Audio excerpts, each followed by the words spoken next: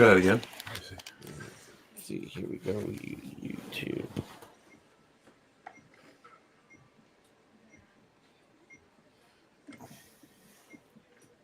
Yeah. Look at this. Sick. Okay. All right. Yeah. Let's retweet this. Okay. Right. Show.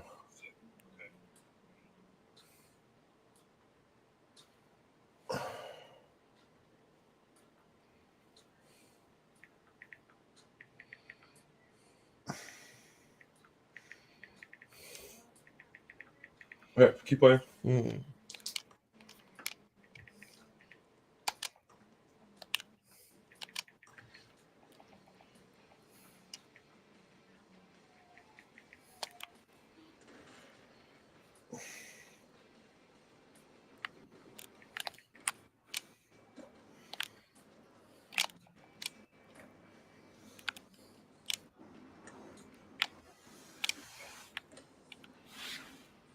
Yeah, how you guys doing? Just testing this little feature on YouTube out and playing some Visiting Stevie Lew, playing some video game I haven't played since the I don't know What we got? ages. We already got a viewer.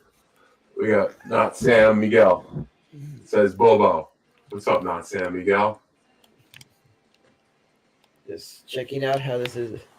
I'm just checking out this, seeing how this goes. Yeah, we're doing a little test here. We are going to be playing some games and streaming.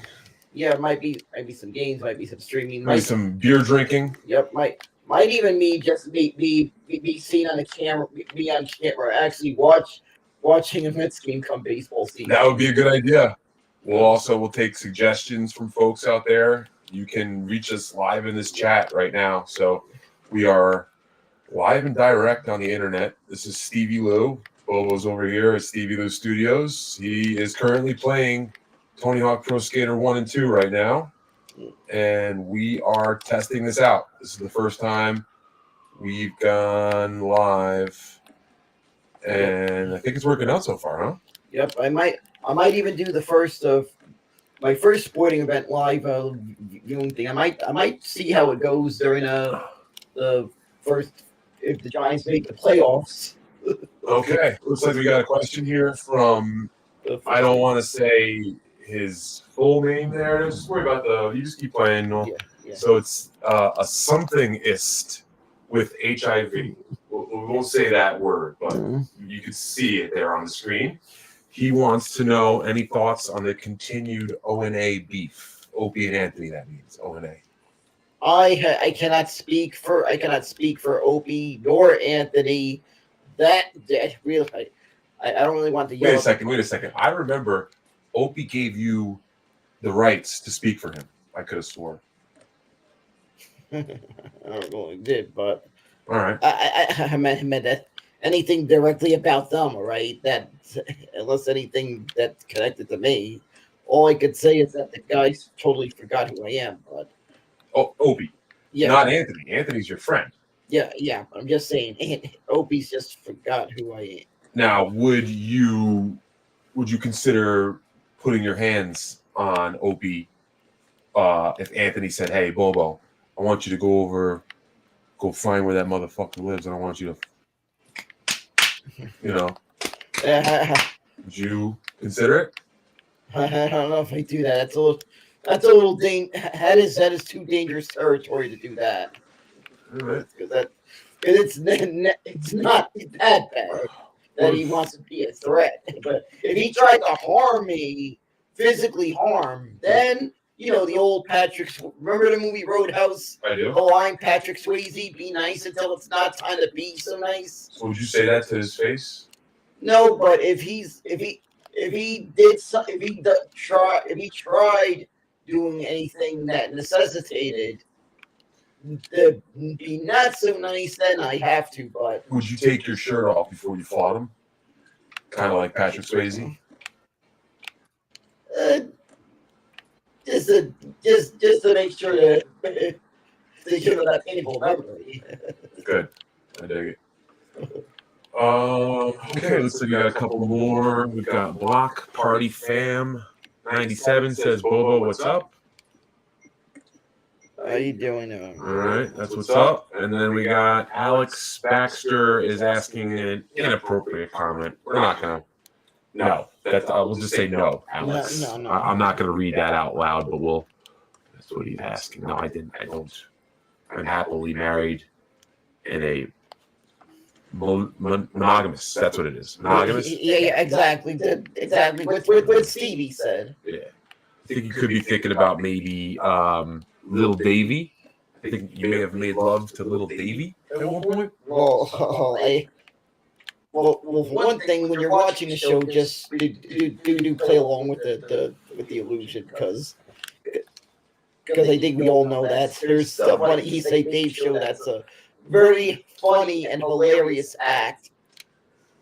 But just leave it at that, right? I'm not really fooling around with puppets. Now, you did just say doo-doo. I don't think you meant to say doo-doo. Okay, move on. This guy, not Sam Miguel, wants to know when you will be back on Jim and Sam. Have you heard anything from Jim, Sam, Travis? I don't want to, but I'm in contact with I'm in contact with the people from Jim and Sam. Are you, okay, so we won't spill any beans, but because that's not what we're doing. In time they'll ask me, right? It's just a matter of when, right? They just haven't asked me in a while, but eventually they'll probably have me on. When was the last time you were on? It was probably 2019, but believe me, they'll have me on. I know there was a lot of circumstances and stuff, but I meant that we couldn't control because of the COVID situation and the way they were doing the show, and the way they're doing the shows remotely and stuff. So they're a couple of years back. I personally, it's hard for me to listen to Jim and Sam. I don't really be proud of how I have to get the show because I can't afford a subscription to SiriusXM. So you kill somebody to get the show? Stick a knife in somebody? No, but I have to go through unofficial means to get the show. I get it. And I'm not. You get a cassette. Someone sends you a cassette tape. No. It's more likely searching, right? I'm not gonna say where. All right, that's good. Where I find after searching for Jim and Sam shows, but online. But I'm fortunate. I mean, if they were to take care of my subscription, I would not have to do this. That's all I'm gonna say. You want to split the game? Let's see. Let's see what we got here. What do you like? We got like a bunch of stuff. How I played the old classic Nintendo ice hockey. Okay. Maybe we can make that happen.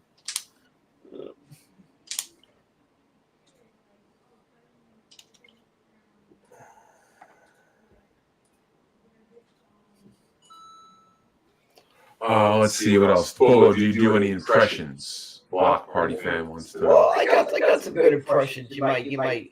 I'm not really this skilled impressionist. I mean, that's more. I mean, it's more Anthony Cumia territory. But there are some I could do. Like here's one. I got a green on my house. Oh. I had to do that. This one I had to specially do today because the man behind that classic O&A clip you all know and love, he retired. He retired today.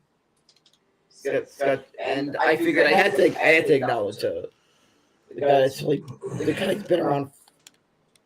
Yeah, you mentioned to me today that Scott Shannon used to work for E-Rock used to work with Scott Shannon. What's up? Oh, start I think here. There you go. Where's the select start here? There you go. Yeah, you might have to use the AB on this one. What I found out today is that Bobo is a push button presser. So I don't know if you folks can see this here, but he doesn't hold his fingers traditionally under the controller and use his thumb like he would be doing here. Yeah, I'm trying to figure that because I don't own a Switch, and usually I know that the controller is like. Oh, hold on, wait, hold the phone. Let me show you that here. I played this game on the NES back in the day. I just so happened. Ah, shit. Okay. Well, what I was saying about Scott Shannon is there's a video Scott Shannon posted on his Instagram, and I'm sure as you've seen mentioned on Opie and Anthony, E-Rock worked for Scott Shannon years ago, and E-Rock was in the audience as seen in that video, watching, I guess, visiting Scott Shannon on his last show. I saw E-Rock in the background. There we go. Okay. So what we're going to do here is we are going to put you in the traditional old school NES controller. So you can go and hit that again. Hit close, go down. Here, let me take this here. Sorry. Oh, I'm sorry. I'm in the wrong spot there. There you go. Okay. Looks like you know what to do from here. Okay. Looks like Skip Dabbleman. Give a shout out to Skip. Looks like he knows this game here. This is the original NES. See, it's been a while since they played the controller. Start. Where's the start? You gotta go with it. Right now, you can change the size of your players. There you go. Oh, yeah. Oh, here we go. I forgot this. This game is hard. Oh, believe me, I remember. Let's see. Maybe you can pull off Miracle on Ice. Oh boy, it looks like they are about to just score freely on you. Yep, not that. It's been years since I played this. You didn't make it look too hard from there, huh? It's been years. It's been years. Been years, folks. It's been years, folks. Yeah, you could unlock different size players there. I guess I'd be a skinny player.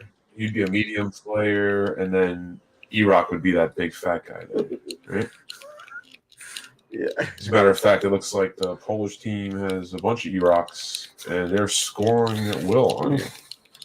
I guess this was made in the 1980s when Polish jokes were a big fad. Can you tell us your favorite Polish joke? I don't know how many Polish does it take to does it take to hire a horrible aluminum house renovation company? Are you sure you're not Polish? The way you told that joke, that came off a little. There is a little bit on my dad's side. All right. So maybe a quarter. Yes, thank you. Not Sam Miguel. We're working on the sound.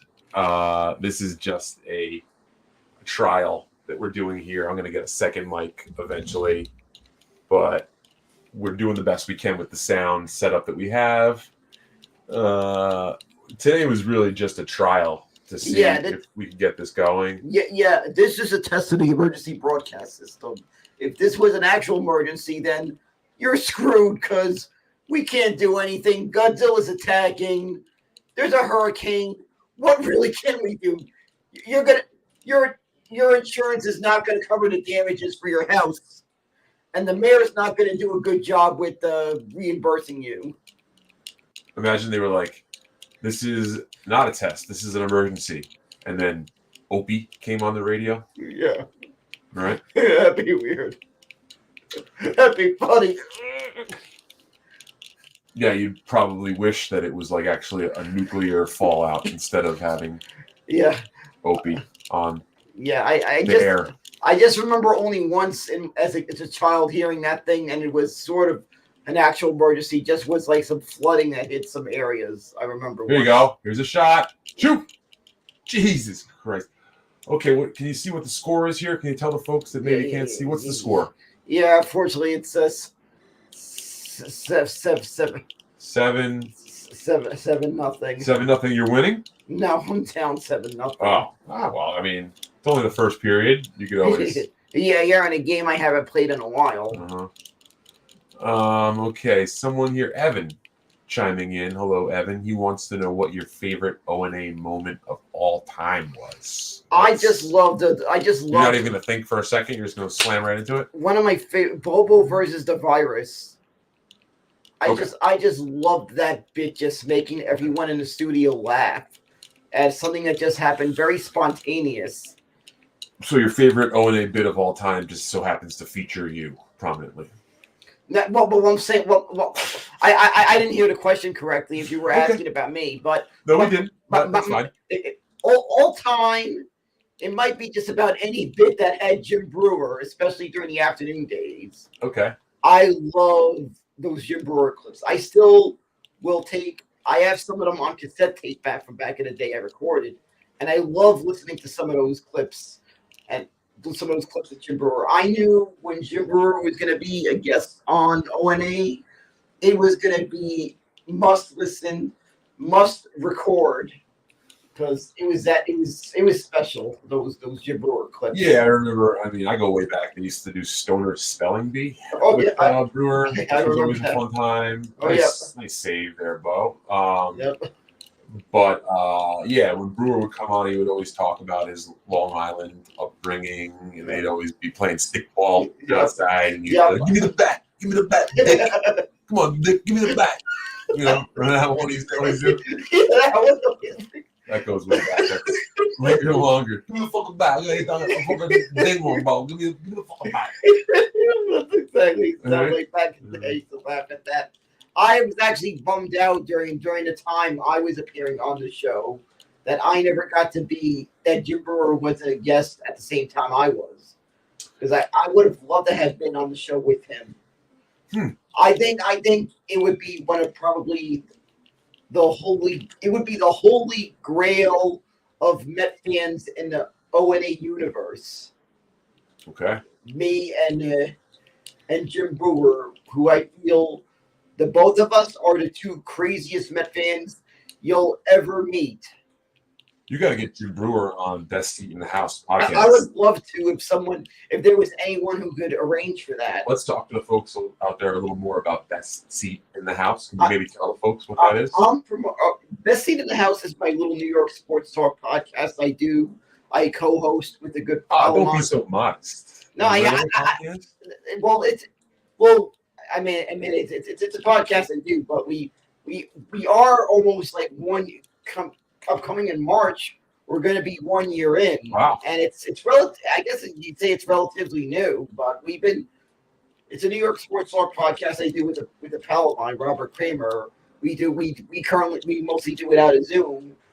I'm out where I am in Queens, and he's out where he does it out where my friend lives out in Long Island. Great guy, Robert Kramer. Yeah, Robert Kramer he's a great guy. We actually have gone to a number of Met games together. We've gone to some Ranger games together. Great guy, and it's been great so far. We've already had Kevin Knight as a guest, who's a wrestler you may have seen on the Eastside Dave Show many times. Oh yeah, shout out to the Eastside Dave Show, which is now called the Daily Max Sports Program, which is on YouTube on Eastside Dave's on YouTube what day? On Monday live. At what time? Usually around 5 o'clock. I think it's a little later than that, but just follow Eastside Dave on YouTube and social media. Yeah, I personally, I don't know why. I guess maybe it's just being nostalgic. I love watching it on a Tuesday. Can you also make sure can you tell Big A that I didn't tell you to say that? And by the way, Big A, no one told me to say that. Would Big A show up on here or no? I mean, if he is, there's going to be a problem. No one told me to say. No, there's not going to be any problem. But no one told me to say that. But I do like being nostalgic and listening to it, watching it on a Tuesday.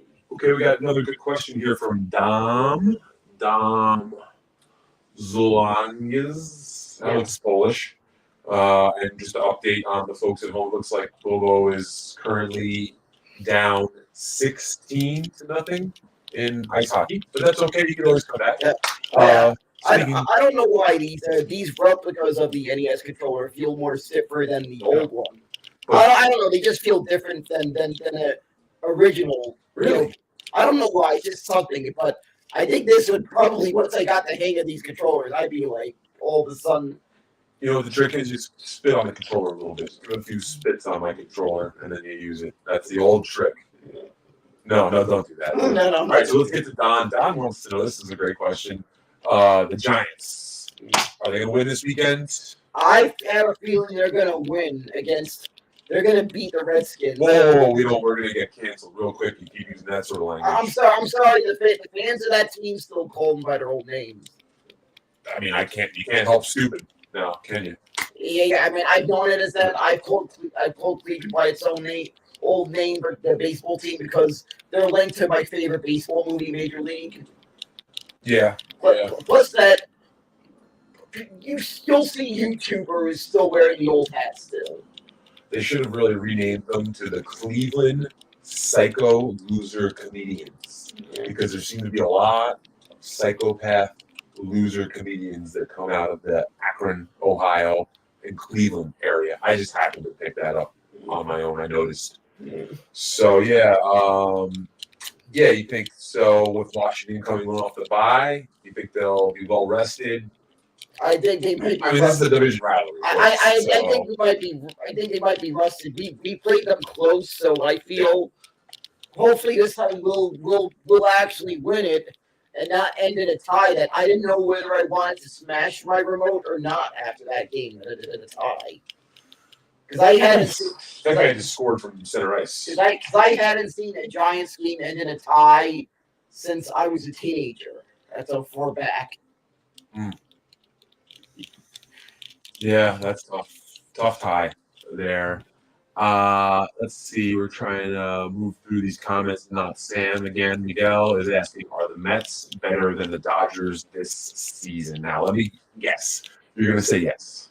Yeah, I definitely feel so. The team has a lot of depth, and I feel we may have lost an elite pitcher by the name of, I'm not going to mention Mr.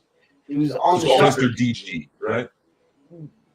JDG. Well, whatever. He's on the Charger list. The way he left us, not wanting to come back, like he clearly didn't want to.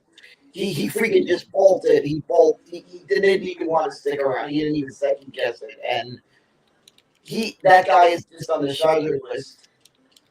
And I have to say that we got a guy that definitely wanted to come here. That knew Steve Cohen was not going to be playing in the games with making this team a winner. And that guy's name is Justin Verlander, or as some people that most of them got it. Here we go. We got a brawl. We got a fight going. Yep. This is the best part here. Yep. Gotta love old school NES hockey fights. We got a Donnybrook on the ice.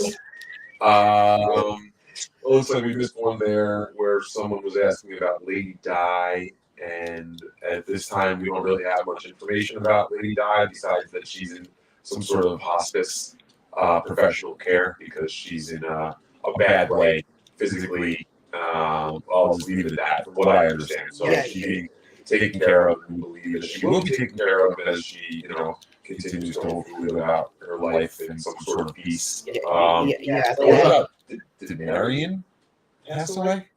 I don't recall if she did or not. I might be a little bit behind, but I don't remember what happened to Lady Marion because those two were two peas in a pod. Yeah. I know we do see Stalker Patty a couple times a year. I feel. I see her a lot, and I hear from her a lot on social media. She's still around in the public eye, and she's still doing good. And she's still a virgin. But she's living. But I feel like she's. But can you confirm that she's still a virgin? That's sometimes something that I don't really know for sure. You can check next time. I don't know about that, but you just take your hand, you slide it right in there, you root around a little bit, and you get a feel for the situation. So Stalker Patty's living her best life, though. Yes, absolutely. I believe working at Starbucks. Actually, she's retired from Starbucks. She's mentioned it on social media. They usually give good severance and retirement package there. But I know she's been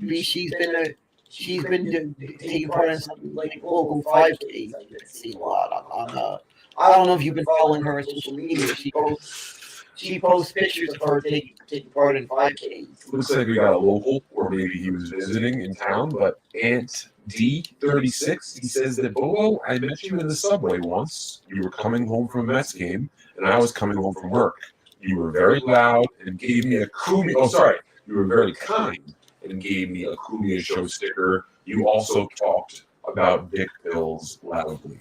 Do you remember that situation? I didn't talk about dick pills, but I mean, maybe you were just joshing around about dick pills. I'm not saying that you need dick pills or you use dick pills, but I may have been joking about a sponsor. Like, yeah, what was that sponsor that used to have the horny goat weed? Remember that? What was that? I don't know. I just been joking about saying how I think I was saying that I would take any sponsor by the best seat in the house, any sponsor that offers the sponsor best seat in the house, even those weird dick pill companies that they so maybe you were having a conversation with this guy in the subway and he's asking you how best seat in the house is going. But actually, I don't think. I may have not. It may have not started yet, but I was maybe mentioning that. You do a hypothetical. So this guy comes on, he's like, "Hey, Bo, what's going on with blah blah blah? What's going on with best seat in the house?" And then you just stand up in your seat and you go, "If anyone here is a dick pill sponsor, I could use your help. My name is Daniel Bobo Curlin. I have a podcast. Thank you." Maybe that happened. Not in that capacity, but. Yeah, I think maybe more saying than like, yeah, I'll take any sponsor, even dick pill sponsor, even those weird stuff that Alex Jones advertises for, which I find hilarious. I just wish I could find on YouTube. Just that Alex Jones guy, he's really funny, man. That he made. Oh, that was a good one. Well, I'm not gonna sorry. Oh wait, you're right. That wasn't funny. Yeah. That one wasn't funny because I know too many people that lost. I know some people that may have known some people that live in that area. We're just gonna move on. Let's just move on. But I just want to say, not gonna dig into that. But there is some weird stuff that he says that I like the game's over, huh? Yeah, I will. What's the final score there? Was that? I don't even know. Okay, all right. Let's try something else because that didn't work out. I'm just gonna try Mega Man 2. Let's go. Maybe Stevie Lew's gonna get a. I'll show you what I'm with here. Let's go to. Let's see Stevie Lew give it a go. Okay, let's see. I got a couple questions here. Someone goes 29-0 close. Skip the Dabble Man has been asking this question. I'm sorry, Skip. I didn't need to skip over you. Get it? What happened with your beef with Ira the Weatherman? There was no beef. There was just some, there was just some hilarious, funny stuff that he was saying. That's all you need to know. All right, so this is Stevie Lew here going through trying to do a little speed run. Mario Speedrun. This is my channel here. Yeah, I used to remember where all those warps were back in the day. I don't know, and it took months to figure out all those warps. Remember those days? Oh, I got it all down pat, by the way. Damn, I don't have my groove just yet. Give me a sec. I even knew about the minus world. Oh yeah. Oh yeah. I was like, okay, let's see if I can get the here's the big one. Boom. See, this is how you get the fireworks. Now watch. I just pulled. Okay, what else we got here? Let's see. Can you say happy birthday? Okay, to Nick G. Don't say his last name, but you see this bottom there? He wants you to say happy birthday to his son. His son is named Nicholas Gurr. So say Nicholas Gurr. Happy birthday, Nicholas Gurr. Because he wanted you to say his short name, but we don't know the guy that well. Yeah. You know? We use the proper names around here until we get to meet you in person. Yeah, exactly. And I'm just really doing this as a test run, but I was going to say... If you want, next week when we have this up and running, we'll have Super Chats. Super Chats going? Super Chats! So if you do want us to maybe say happy birthday to your son, Nick, next week, that might cost you $20, but we'll do it. I'll do it. Yeah, all right. Yeah. Bobo wants to be able to afford maybe some traveling. He wants to afford a Ford. He wants to buy a Ford F-150. And maybe do some road trips in it. There we go. And maybe be able to afford some international travels as well. Where do you want to go? Amsterdam? For the red light district? I've always had my eye on one of these days visiting Japan. I hear that I'm big in Japan. Yeah. Actually, Stevie Lew would have trouble. The ceilings would probably be very low in a hotel room. I hear because they built. I read that they built everything based on the average On your height. dick size? No, the average height of a person in that country. I was gonna say my dating life would be a mess if I were single living in Japan. I'd just be leaving these women in just bloody messes, you know. Yeah, but yeah, basically they have the average height of a person of a person in Japan. They build a lot of buildings based on that. So I've seen travel videos say how some hotel rooms might be the ceilings might be lower than what we're used to in America. Let's put it this way. I can only imagine what that must have been like during the times Matt Iceman went to Japan, trying to duck down on the This ceilings. is a great question here from Pat. See what that says there? Yeah. Do you miss Eastside Dave? I definitely miss Eastside Dave. I still see him when we've done the shows remotely, the Davey Max Sports program. But I definitely miss all those fun memories we had at Burt. I met those fun memories of that show in person. It was one of those great things that I'm glad to be able to say I was a part of. It's like, how do I say, like, try to imagine a band that was great when they were around, but when after their time.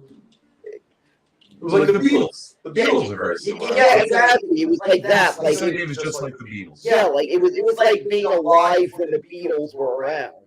That I'm lucky to really have been experienced it when it was around. Right. So we got to see the Beatles at Shea Stadium in '69 because we were there live when Eastside Dave did his Star Wars spectacular. As a matter of fact, you played C-3PO. Actually, I played RG. RG. Sorry, that was I just did a bunch of cheesy beat imitations, like beep, beep, boop, boop, boop.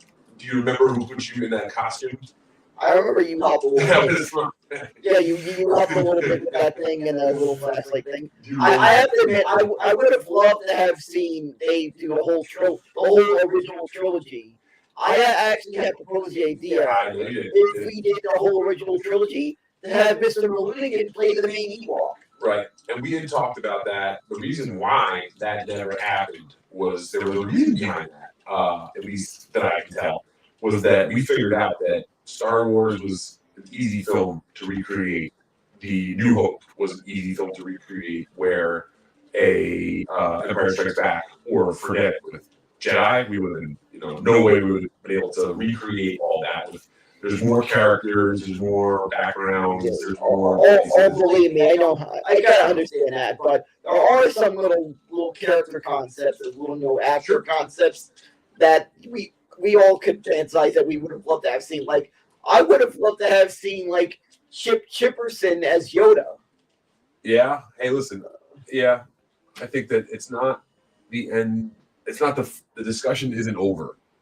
If Eastside Dave could potentially do another movie parody, I don't think anything's coming down the line anytime soon. But I think that it would be silly to say that'll never happen again because we had so much fun with that. Yeah. There's even different movies I'd like to see an Eastside Dave version of. Like I would love to see an Eastside Dave Goodfellas, and since I live not far from a filming location in the movie Goodfellas, remember the scene where a Robert De Niro character answers a payphone, and they imagine this is a De Niro on the payphone. Imagine the guy saying to one of these, "Tommy got wrecked. There was nothing we could do about it." Right. And then you would see De Niro smash the payphone angrily in front of that diner, and he just starts crying after the news of one of his favorite people got whacked. Mm-hmm. That diner is not far from me. The guy got whacked. Why would he be sad? Wouldn't he be happy that he got whacked off? No. He liked Tommy. I'm saying he got whacked off. No, he got whacked as in getting killed. Ah, that's different. He freaking liked Tommy. He was sad about it, and he was just smashing a payphone angrily. And that diner is not far from me. It's unfortunately not active. The diner is abandoned because It closed. This is an interesting question. It closed due to kitchen fire. How did you find out that Pat from Moonaki had passed away the other day? How did you get that news? I saw someone was talking about it on Twitter, on social media. Did you spend a lot of time with Pat at all? Were you ever? Well, I did spend a lot of time when I was around various O&A events that he was at. Sure. I have only been a part of the Opening at the Universe since somewhere late 2008. Right. But whenever I was things that Pat was also at, I spent a little time with Pat. Yeah, Pat and there was even some parties at the compound that he was at. So I got to, and I think there was some gatherings I went to with some fans of the show, and he was a part of. So did you ever see him at the contests at all? The eating contests? I was at a Met game, and they showed him on the jumbotron. When it was I think a qualifier for the hot dog eating contest. Nice. But I never got to see the hot dog eating contest when he was in the actual one, because it's difficult to get a spot. You're standing up for hours at that hot dog eating contest. And I don't know anyone that could pull. I don't know anyone that could pull any strings to get me like a good spot without having to wait for camp out for hours to get a good spot. But as a matter of fact, the only time I saw the hot dog eating contest in 2021, after they brought it back after 1 year of the thing being after the hot dog eating contest, when it was done remotely, they did it in person, but for some reason, DeBozio wanted at that time, because it was still like sort of, they were coming back from the whole lockdown thing. They were doing it under a controlled crowd. So instead of doing it in front of Nathan's that year at 21, they did it at Maimonides ballpark, which is where the Brooklyn Cyclones, the single A affiliate of the Mets, play at. They were over in Coney Island, not far from Nathan's. They held the event there, and since there were seats, I actually maybe have posted some pictures from what it looked like from my seat at when I attended the event. Very nice. Because it was like kind of like there was like cameras all over the place, and it was like there was like some cameras, and it was like it was like certain seats that were a good spot to sit there in the stadium. This is a minor league ballpark. Try to imagine like at a minor league ballpark. That's where they held the hot dog eating contest in 2021. Thinking that's Brandon Bolton. I think I know Brandon, and yes, we moved on from Tony Hawk. We can go back to it. We're having some fun with some classic NES. Yeah, exactly. I kind of always I'm at one of these days pick up a Switch mainly for some Nintendo exclusives, because I've done that before with some systems. Like I use a lot of PlayStation, but right now I'm on the last level. I think I'm going to take this down on one go. This is definitely one of the hardest levels, I feel. Yep, exactly. He's at another castle. Yes, I'm at the final castle. Or as they call it, another castle. It's really crucial in this to have fire. And, to have your flower and fire. If you remember this game back in the day, you know why I called this castle another castle. You know, Linger Longer, remember the day but our princess is another castle? Yes. Well, that's the another castle that Toad was talking about. Right. We're here. Now, how are these fireballs underwater? Can anybody tell me how this works out? I have no idea. Oh, baby, that was close. I have no idea. It was Mushroom Kingdom logic, but do you think maybe that don't make no sense? Maybe they're tripping? Okay, now I got it in the bag here because I could basically. Yeah, maybe there was something in the pasta sauce scenario with eating. If I lose this year, I have literally no soul like a Canadian. Here, watch this fucking pepper them with fireballs. Yeah, back then Bowser was called King, supposedly called King. Well, he's King Pussy because I just wrecked his fucking ass, Bowser. Yeah. Take it down, bitch. Yep. That's how we do things around here. We fuck shit up, bro. We run shit. We fuck shit up. We just fucked up Bowser in his ass. In his ass. Okay? All right? I'm gonna tell you one thing, Bowser. I'm gonna have sex with your wife, Bowser. And those aren't your kids, Bowser. You know, that's right. And cue the 80s power ballad. Because this is 1980s. 80s movie ending. You got the 80s power ballad. That's my buddy Brandon Bolton. How are you? That's my buddy Brandon from very talented bass player. Let's go back to Tony Hawk. The folks are asking for Tony Hawk. This is what I'm going to do. I want to make sure that the phone that's playing the game is charging. I'm going to get some beer. You want a beer? Yeah, definitely got me a beer. Let's turn this motherfucker up and get some beer in the house. But by the way, I understand there's someone that's a bassist. I'm always questioning this. That there's a band that I'm a fan. I'm a big fan of this band. Ever since like a couple of months before the 2020 lockdown happened, I discovered thanks to a Twitter friend talking about this rock band from Japan called Bandmate. They're very talented group of ladies from Japan. They're very talented rockers. I got to see them live a couple of months ago at Irving Plaza. I noticed how the bassist, her name is Misa, very talented bassist. Say their name again to the folks out there. The bassist, her name is Misa, I believe, if I pronounce the name right. No, what's the band called? The band is called Bandmate. The reason, and there's actually a reason why they wear maid outfits when they perform. The founding the members who kind of formed the band, her name is Miku.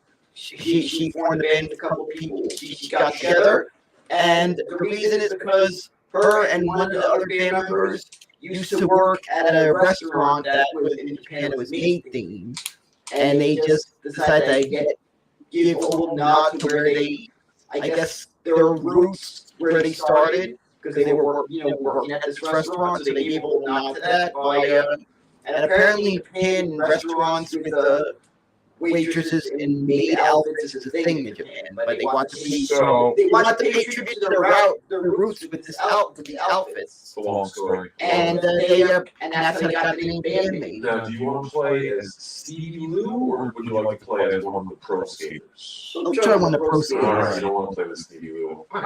Yeah. The guy smells like weed. Why does Stevie Lew Tony Hawk players have weed coming off the whole time? Keeps dropping that baby and kind of falls.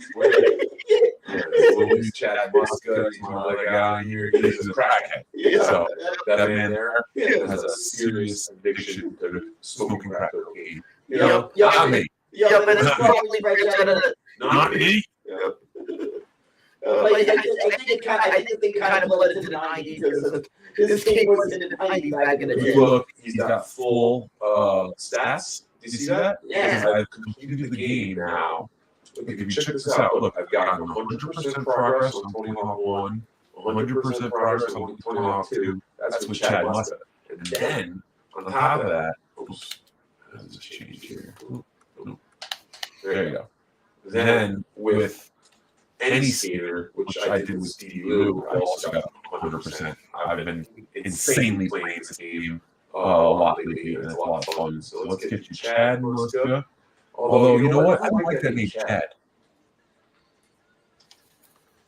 Okay. No comment. I like it. Let's get you in Skate Heaven. Have you ever played Skate Heaven? Yeah, never. It's fucking amazing. It's where it's at. All right. I'm going to put Bobo in charge here. I'm going to go get some beer. I'm going to get my cord to charge the phone. People are texting you here. My bad. Hold on. That's my bad. Like this. Again, this is a very rude elementary setup here right now. Yeah. Right. Yeah, so I saw. Stevie's doing a great job. Oh, thanks, buddy. I saw a super chat there. Someone wants to. We're going to maybe get you some money for. He's saying for a prostitute, but what I want to say is that I know for a fact that this guy. He doesn't mean. That's not what he means. I just want to say, right. It's like trying to offer some bread to a guy who's got a big giant bowl of spaghetti in front of him at all times. You know what I mean? Don't do it. But I appreciate the thought. What we're going to do is next week we're going to be taking some super chats, maybe some donations. And what we're going to do is we're going to split the super chats. Bobo's going to get the majority straight to him. And then the other portion, instead of going to Stevie Lew, you're going to reinvest the super chat portion into better equipment and better lights, camera, Yeah. mic stands. So that Yeah, and hopefully some better equipment in my own home, because it's the inevitable in 2024, because of some idiot named Bill Gates decided everyone's going to have to buy a new laptop, because I think Windows 11 is the latest version, right? Am I correct? That's a good guess. Because mine runs on Windows 10. And I need a laptop too, so. And I'm gonna need by 2024. I'm gonna have to need a new laptop, because of Bill Gates deciding to render my laptop that runs on Windows 10 useless in 2024. The moment the clock strikes midnight on in December 31st, 2023, the moment that clock strikes midnight, my laptop will be useless. Old early Let's Go Rangers. Maybe when I walk out, we can do a little Rangers talk. I wanted to say here, we have Did Look is asking, will we do this on Twitch? And what I wanted to say about that is that we don't feel that this goes as well on Twitch, because Twitch has too many commercials. So we feel much more comfortable on YouTube, and also YouTube has the super chats. So we're not asking for super chats right now, but we will be in the very near future. And as I said, again, the majority of the portion of the super chats will go directly to Bobo, right to his account, for him to use as, gain, as a gain to him, to buy tickets, plane tickets, memorabilia, you name it. And then the other portion that would be technically my split will be reinvested into equipment until we get to a place where we're comfortable. And then maybe if it does see fit, maybe I will potentially eventually make a few bucks from this. But we're not here for that. We're here for entertainment, to make you guys enjoy this at home, to bring Bobo to you. Go ahead. We're not going to. Very little will be edited out of comments. We'll say everything, but come fire away. Eventually, I think we're going to try to get a phone call line so that people can call in and we can take live calls. So this is really just a baseline pilot test of this right now. So we're having fun. Bo, you take it away off. I'll be back in a few minutes. And just go ahead and read any of these things as they come up. I might even try to pay a little tribute to one of my favorite TV shows of all time, Mystery Science Theater 3000. I want to maybe watch. Well, you guys would have to probably do some sort of issue. You guys would have to probably watch the film on your end, and I watch it on my end. Maybe some movies I felt would make good, funny episodes of MST3K. I have discovered, I've noticed some movies exist, and maybe some movies I have remembered watching on TV or maybe wherever I've seen them, I realize will make great episodes of Mystery Science Theater 3000. And I'll try to, make it spontaneous. I don't know how much this spontaneous riffs. Make some spontaneous riffs. I'll even, if you guys even want, if I could get a hold of one, I don't know how much it costs, I'll wear a replica of Mike Nelson's jumpsuit during the Mike Nelson years of MST3K, a replica of his jumpsuit. Just to feel like I'm actually am on the satellite of love with Tom Servo and Crow, trying to maintain my sanity to help my robot friends. And by that, I'm quoting the theme song, kind of, well, part of it.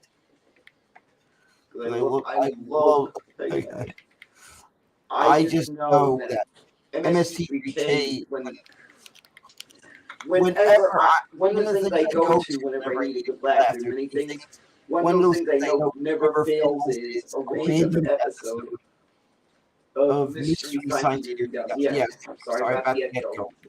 A little bit on the end. This is just a test run.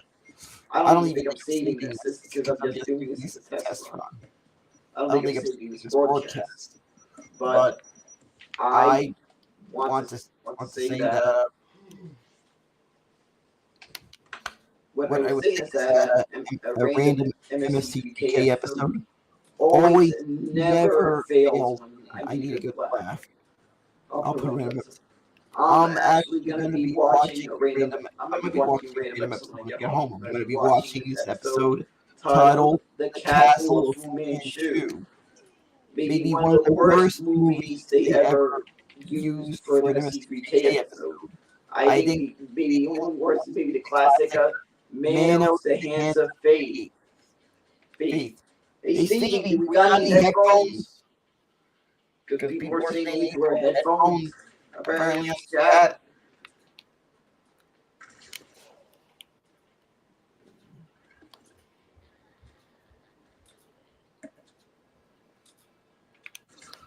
I'm not going to read that one. But yeah.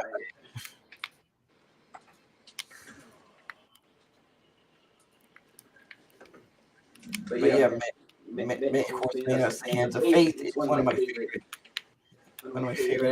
MST3K episodes. And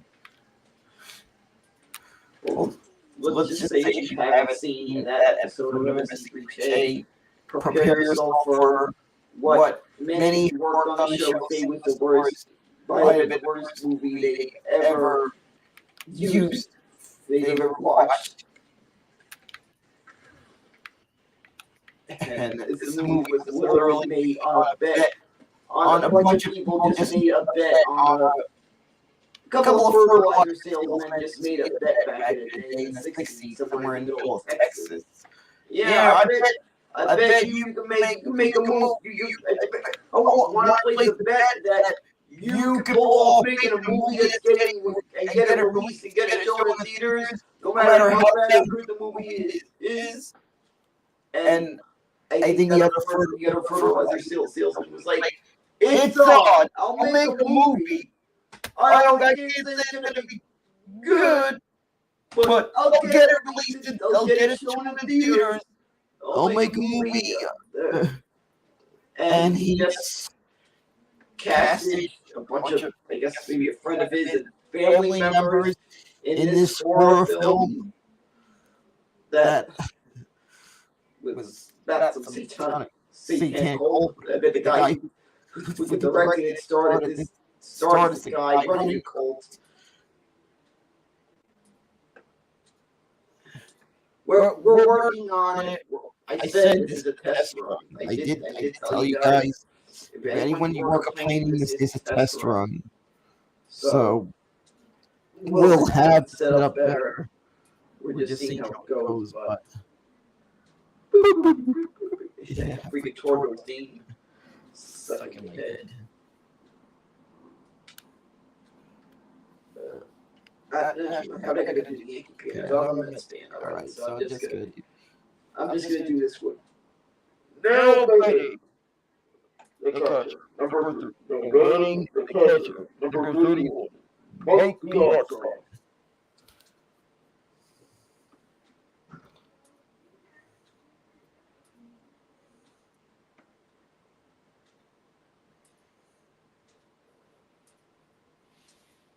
That's my question.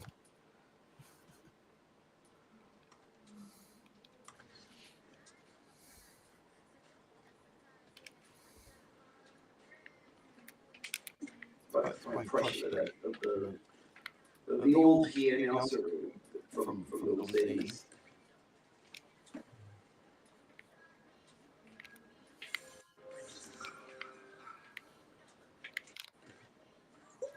My impression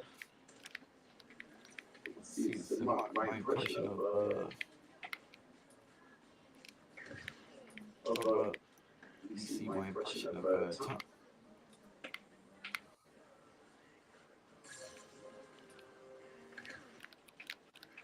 Trying to see what impression I could do. I could only do this. I'll do this one. Oh, get you still!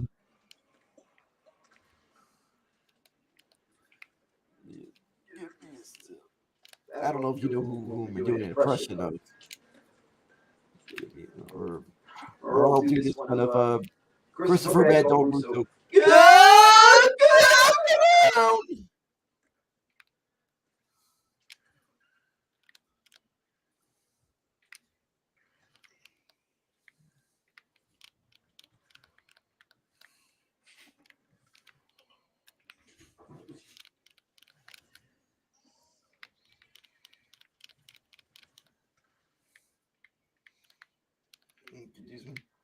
My teeth are dry.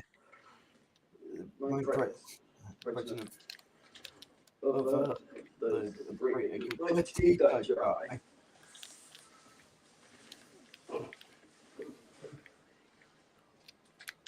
Yeah, you see that like Bernie Ember song? So you keeping it going? You've been But talking to the folks on? I'll actually say I once did too. Oh, okay.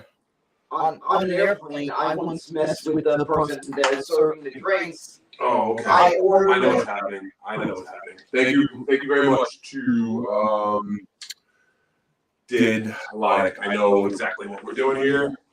Maybe let's give us 1 second here. Actually, okay. There we go. Okay. Yeah, shit. I think that's going to take care of our double echo noise because I am doing this real simple, like currently.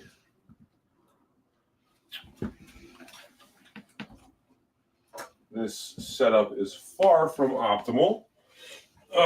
If you guys are still with us out there, can you let me know if that audio has now gone back to just one feed?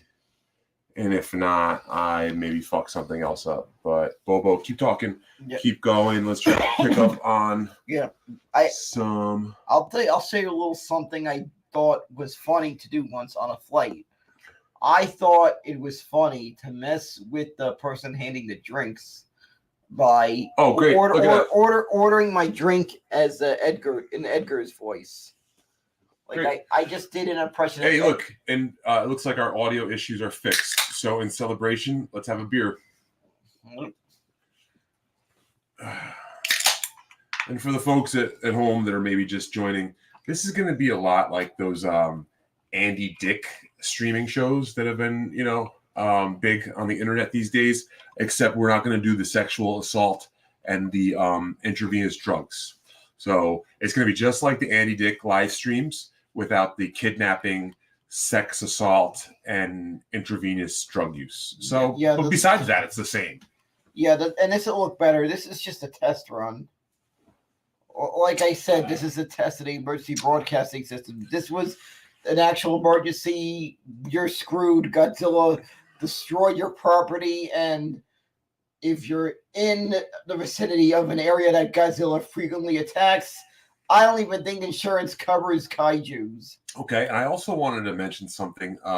Earlier in the broadcast, I may have made an insensitive comment referencing one Eric Nagel from the It's Eric Nagel show on, what is that, on, what is the radio station, the radio channel that they're all on? Westwood One, yes. So I may have insensitively referred to Eric Nagel as one of the larger players on the NES ice hockey game. Yeah, I apologize if you said that. I'm going to apologize right now. I wanted to just say that. I did not say that. That was me, and I just wanted to take responsibility for my words, and I realized that words can hurt, and I do not mean any harm or any sort of insult to one Eric Nagel. He is an inspiration to me, and I'm sure you as well. Yeah, he does. He does a great job at Compound. We probably wouldn't be here if it were for Eric Nagel. And he does a great job at Compound. He's a beautiful man, and all this like mean comments about his appearance just need to stop now. And I don't want to be the one that keeps, propagating that bullshit. So I apologize, Eric. Exactly. Yeah, exactly. But yeah, thank you to all the folks who shouted out that the audio was bad. We're going to keep going. This is just like Bobo said, a test run. I wanted to thank Why Do I Podcasts, Kevin Dumbfuck, who was an inspiration for us last Friday. He did a great interview with Bobo, so you can go ahead and check out a 3-hour interview on the Why Do I Podcast feed featuring Daniel Curlin. And in the meantime, it looks like maybe Fridays could be an opportunity for Bobo and I to stream live We're going to try to work this video component in. Right now, I'm just streaming off of a second camera of why don't you play some more video games? Yeah, Are you willing to play a little bit? I can play. Yeah, I'm just drinking this. But by the way, You are sucking that thing down. By the way, just a little heads up. I don't know what the legal issues are going to be around this. So if I'm watching a game during one of these things, you're probably going to have to provide your own feed of the game I'm watching. Yeah, we'll figure out a way to work around the copyright issues. I would like to get like one of those video cards that will stream the actual footage from the game right to the stream instead of us having to do this little, jerry rig that we got here. But this is how we do it, baby. This is Stevie Lew playing now. All right, there we go. Let's fuck it up.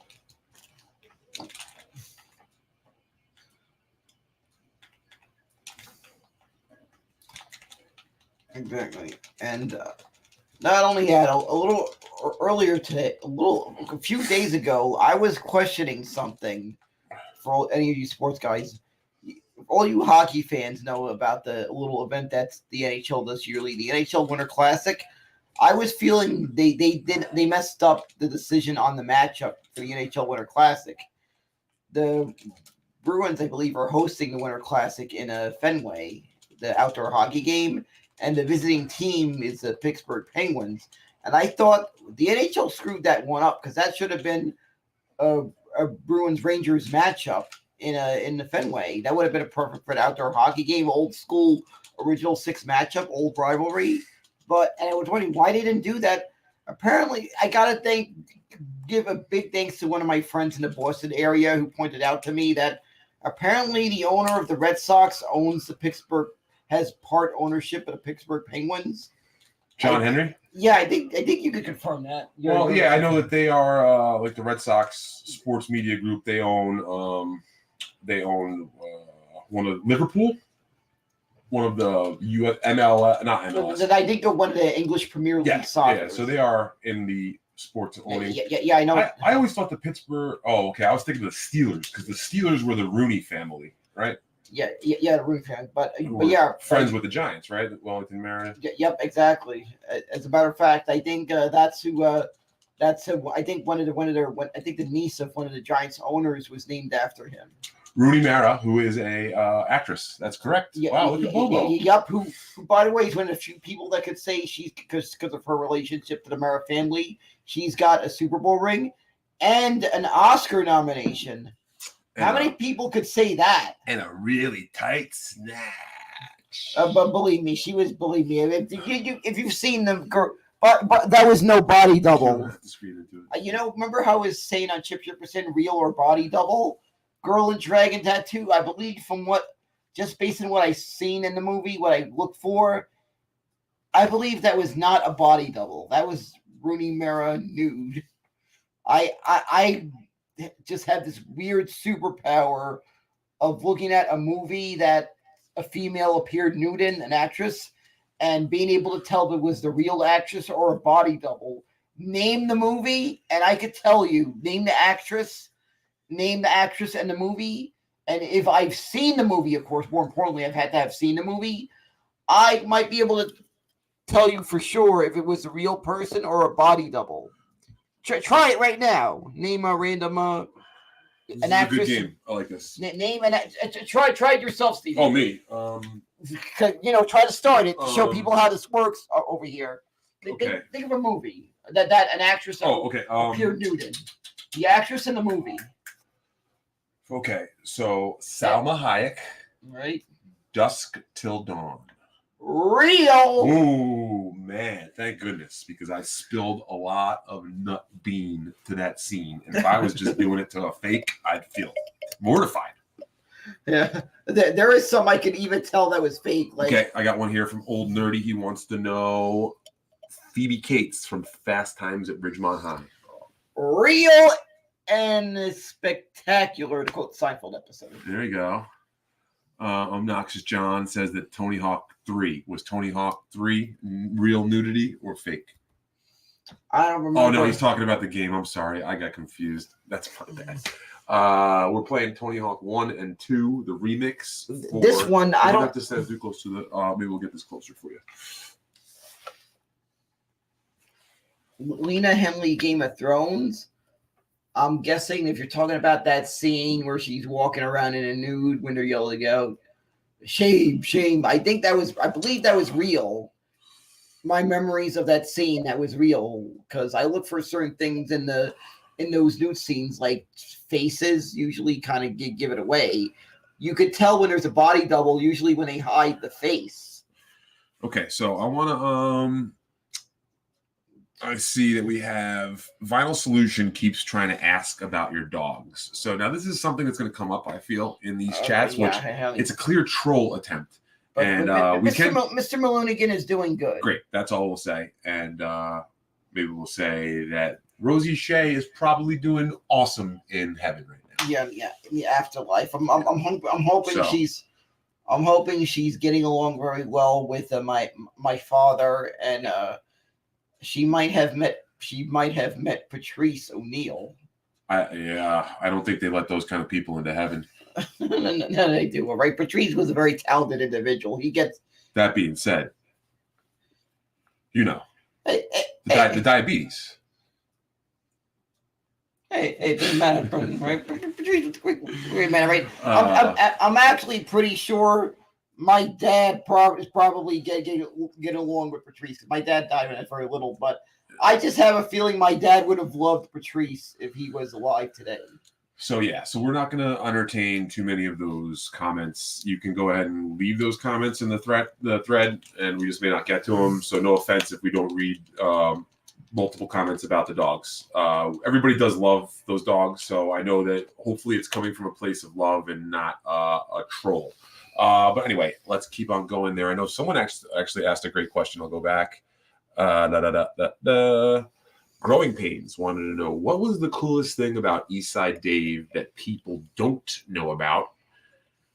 And maybe just keep in mind that you don't want to release anything that's... I don't really know of anything really secret, because I feel you really got to know how very nice and how just a class act of an individual Eastside Dave is. There was always plenty of laughs during... Even still to this day with his current show, there's always plenty of laughs for everyone. He's one of the greatest people I've gotten to know over the years. He's a very talented individual, and I gotta forever thank Ron Bennington, Fez Watley for bringing Eastside Dave into the fold. Yeah, that was all in there. And sure. if you got the chance. If you got the chance to, I don't know, I guess you could still apply for tickets to FezCon. Oh, right, yeah. Do make an effort to attend, because... Did you get your tickets yet? I haven't gotten it yet. I told you I'd make a phone call, and I'm still waiting for the email. I applied for tickets. Because I feel it's only right to be at this, because Fez was one of the greatest entertainers of our time. I mean, him and Ronnie B always provided plenty of laughs. The other reason I feel Fez has a big hand in the reason the world got introduced to Eastside Dave. Listen, I know for a fact that Fezzy was very fond of you. I know that Ron Bennington is still very fond of you. And I know that he's also a big fan of Big A and all of, the people that were in his world while Fez was around. I'm not trying to sit here and toot my horn here, but I do know a few folks over at the Bennington show. And I would have no problem making sure that they are aware that you are looking to attend and you don't have a ticket in the door. I don't see... Honestly, I feel like we could just show up without even asking and we'd walk in, no problem, because you are, right, definitely. As long as we get in, and I also can add another event lanyard to my collection. That's what this is all about. You just want to get a lanyard. No. I want to attend the event. He just wants to. This is what I'm dealing with. This is what I'm dealing with, folks. Just don't play this game right. I want to attend. I want to attend the event. What I'm saying, I always love having those things, showing, being able to show like the memories. Like I can show it and I can talk about the memories of how great that show was. Sure. Am I right? Yeah. Like that isn't just a lanyard. That's sort of my memento to that great show I got to be at. You keep a lot of mementos, right? Would you say you've got I've got some amount of? I got some ONA stuff. I got some, I got some Met stuff. But I'm not gonna read that comment. Stop disrespecting Fez. I just said when I attend these events that's when a part of the thing that I love being able to add when those things in my collection from the various events I attended. Like, but I also love attending those events. And you don't. I'm not even going to read that comment. For one thing, you're commenting on something that you actually can't buy a ticket to. Right. Well, forget that. We won't entertain the trolls here. I see there's a lot of good fans here, so I appreciate all the folks that are here to have a good time. You got 15 people watching you live right now. You've been going for an hour. It's not bad. It's not bad for something. I'm just Yeah, of course. I'm just test running this. We're new at this, but we're gonna keep rocking. Yeah. Again, shout out to Didlotic, who's been very cool. Obviously, our buddy Kevin from Why Do I Podcast is a new, very good friend of ours, and was the inspiration for all this. Buddy. But I just want to say that I am looking forward to attending FezCon. I feel this is the event of the winter of 2023. This is the first big event of that year. Of next year is going to be FezCon. Baron K brings up a good point. Do you have a storage locker that you're keeping all of your memorabilia in? There is stuff in my house I have on display, and there is stuff I have put away. I got like some little. I got these those plastic boxes, that you put stuff, that you store stuff in. You know what I'm talking about, right? Mm-hmm. You often use them when you're moving. I have stuff put away there, but there's stuff I display. But I got there's more than what I have display, and right now there's some stuff being fixed up in my room. Baron had a follow-up question, which I think is a good one, relevant. Are we watching the World Cup? We can both answer privately because we're not. We're not together, man. All right. I do watch the ball. I was watching all the games when the U.S. was playing. I was watching all those games so I did watch. So you watched 5 games. Yeah, pretty much the best way. Actually, I think it was 4 games that I watched during the World Cup. How many goals did America score in those 4 games? I believe we scored a total of 2 goals, but maybe 3. I think it was 1. 3. If you count the total tournament. I think it was 1, but it's all good. What are you gonna do? I'm probably gonna take a glance. I'm probably gonna watch from what I forget what day the final is. Tomorrow. It's tomorrow. Yes, yeah. So I'll probably take a look at it tomorrow afternoon. It's early. It's like 10 o'clock. Oh yeah, believe me, I'll have my alarm set up. I'm actually predicting that. Do you know who's in the final? Yeah, Argentina against France, Good and job. I'm predicting that Argentina is going to win this. France is the returning. They were going for because a repeat. Part of me kind of thinks it'd be a little nice to see Lionel Messi get that final notch in his great career. Yeah, Argentina has the World Cup. I don't really.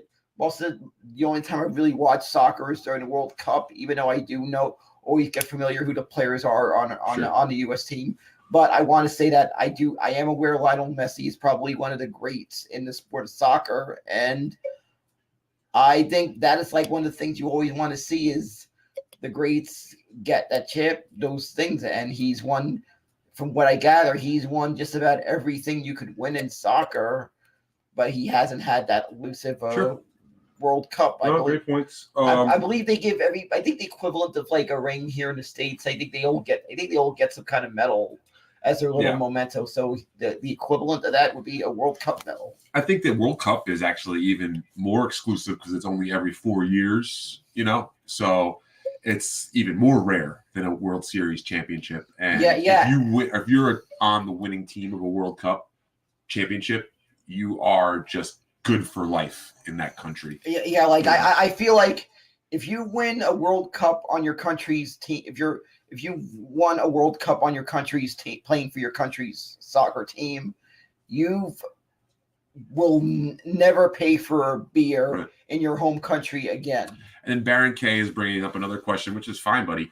I get it. There is a connotation that, there's a little bit of a foofiness to soccer, but I have been watching the tournament. I actually really thought that the quarterfinal, every quarterfinal game was incredible. Whereas the semifinals were a little bit of a letdown for me for some reason. I thought that the action in the quarterfinal round was some of the best story and play that I've seen in soccer in a long time. I didn't want to enjoy the World Cup in Qatar. I'll leave my political beliefs out of this, but I'm sure you can figure where that comes from. And I was kind of pleased to see how it ended up all working out, at least on the field. And again, I thought the quarterfinals were incredible, man. I watched that Morocco team go as far as they could. It was a bummer to see them lose to France, but I'm personally an American who can appreciate the artistry and the athleticism that soccer possesses. And I think that the games can be fun to watch. I understand that they can occasionally be boring, but when you're at this high class level of performance on the world stage, it's really something, a sight to behold. And it's cool. In New York City, we live in such a international community and people traveling all the time that like different bars would have different country supporters overtaking them during big games, So I actually was watching Brazil lose to Croatia in a bar full of Brazilians. And that was quite the, flip-flop of emotion when they went up and then blew that late lead and then the penalty kicks, that was stuff. So and I also have to say one thing about the World Cup. The next World Cup is going to be in the United States. I don't think I'll be able to pull off getting tickets to that, but right, we're going to have games in the Meadowlands. Yeah. But if the U.S. happens to be playing in one of those games in the Meadowlands, I would, if it was possible, I know it'd be a stretch because of the ticket prices, but if I was going to get a hold of a ticket, I'd attend. Well, you're looking at a couple things right now, which is a great point. I think you're almost guaranteed to get a game at the Meadowlands because the host country is guaranteed entry into the World Cup. So this is a situation where the U.S. Won't have to qualify, which is good. There is I know they do all the games in each state, sure. So I would have to hope that it randomly ends up working out that the U.S. is playing one of their games. Yeah. Happens to be in the Meadowlands. I think it's supposed to be maybe you're saying a random draw, but as where the stadium for each game is going to be. So I would have to hope that maybe I'm lucky that in either the first one or maybe in what the U.S. gets far enough that they're playing in one of the games that takes place in the Meadowlands. Yeah, and going back to the World Cup when it was in the U.S. in what was that? 94, I think it was. Do you remember that when we were kids? The World Cup was. I remember that when it was in the U.S. I think I don't remember the U.S. playing in one of the games in the Meadowlands. They did. Then. No, I remember. Okay. It's been a long time since I forgot. Exactly. I remember that there was a game.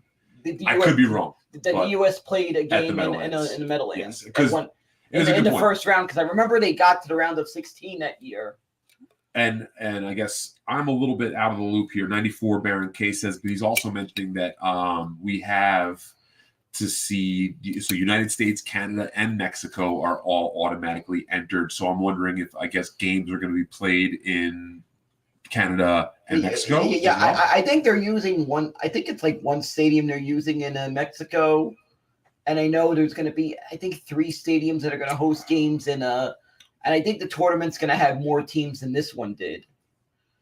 And I believe I think they're going to use 3 stadiums in Canada. I forget what stadiums in Canada they're using. I know a couple of the stadiums they're using in the States. I believe they're using there's not many stadiums in Canada, buddy. We're talking about the Metrodome or whatever they play out in Toronto. They have some MLS franchises. So I know they're using a stadium in BC, in British Columbia, in Vancouver, and I think they're using a stadium in Ontario. I forgot what stadium they're using because they might be using some Canadian Football League venues. There is a town in North Ontario. Leave us helpless.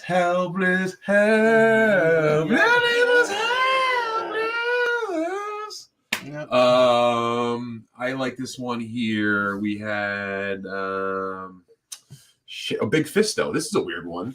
But I dig it. He wants to know if you've ever seen the movie Fritz the Cat, or do you know of R. Crumb? He was the artist who is behind Fritz the Cat. He was also a very prominent late 60s, early 70s counterculture comic book artist. I've kind of heard some people mention Fritz the Cat, yeah. but I've never seen any Fritz the Cat content. I've noticed there have been some things like I noticed one of my relatives was watching some obscure. They were running a marathon of some episodes of some show that I've never seen in reruns really a lot. There was I know there are some shows that may show up in reruns more often than others because. Well, Fritz the Cat was a feature-length movie. Yeah. So that one I've never seen really. You would have had to have caught it in theaters before your time or seen it on like HBO. I've never seen that movie. It was also rated R, if not borderline NC-17. Yeah, so it's a cartoon that was meant for adults. I've never seen it on TV, surprisingly. I've gotten, thanks to HBO and stuff, even to this day growing up, I've gotten to see some old movies that I've become a fan of. Oh yeah, definitely 1994 forever. This one will last a lifetime. I was like 12 years old when the Rangers won the cup. I went to the parade. That was sure. I just did you ever have a little run into a certain uncle when you were 12 years old? No. That Curlin boy's lying. I think I'm not lying. He's lying. That Curlin boy, he's telling all these lies that I touched him in his hiney. Good Uncle Paul impression, but. I just want to say that I still remember there were a lot. I lived in Woodside at the time. They were lighting up fireworks in my neighborhood. I could hear fireworks. The police precinct in Woodside won't let me stop by anymore. All right, that was a bad Uncle Paul. But yeah, they were using. I don't know. I guess people hold on to these fireworks for the 4th of July, and it was like in June when the Rangers won the cup. They said, let's use these fireworks right now. The Rangers just won the cup, breaking a long drought. And you saw a guy blow his hand right the fuck off. Well, right? Yeah, probably. Yeah, he was like, "I'll see you with my nub." This says Sol Rosenberg. Don't feel so sorry for me. I'm trying to do I'm doing a bad Sol Rosenberg impression. But you remember the prank call with the fireworks? I got my shoes right in front of me. Here, you want to give? Yeah, I got my shoes running. Let's let my screens off here a little bit. Let's see if I can fix this. By the way, I can actually tell you, thanks to one of the guests I've gotten to meet, thanks to the O&A show and even at Compound Media, I actually got to meet Johnny Brennerman, the guy behind the Jerky Boys. So you know how cool that was to see him talk about the backstory behind his characters and reminisce about all those classic Jerky Boys bits that a lot of us grew up with. And I thought it was cool when he talked to me. He did the Sol Rosa. He did the Frank Rizzo impression. You know how cool that was to hear him actually do the voice. And I kind of wished I was trying to get my cousin who also I grew up listening to the Jerky Boys listening to those CDs with. I still have to this day.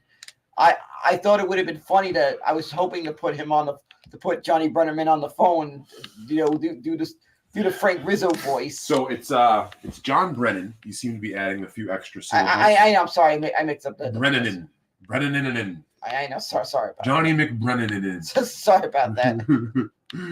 That's okay. I just want to make sure you're not walking around town saying Johnny Brennan. But I just thought it would have been cool to have for my cousin to answer the phone and hear Frank Rizzo's voice. He would, but I did text him a picture of me with Johnny, and I said, "Try to guess who's in this photo with me. Here's a hint: Rizzo." Yeah.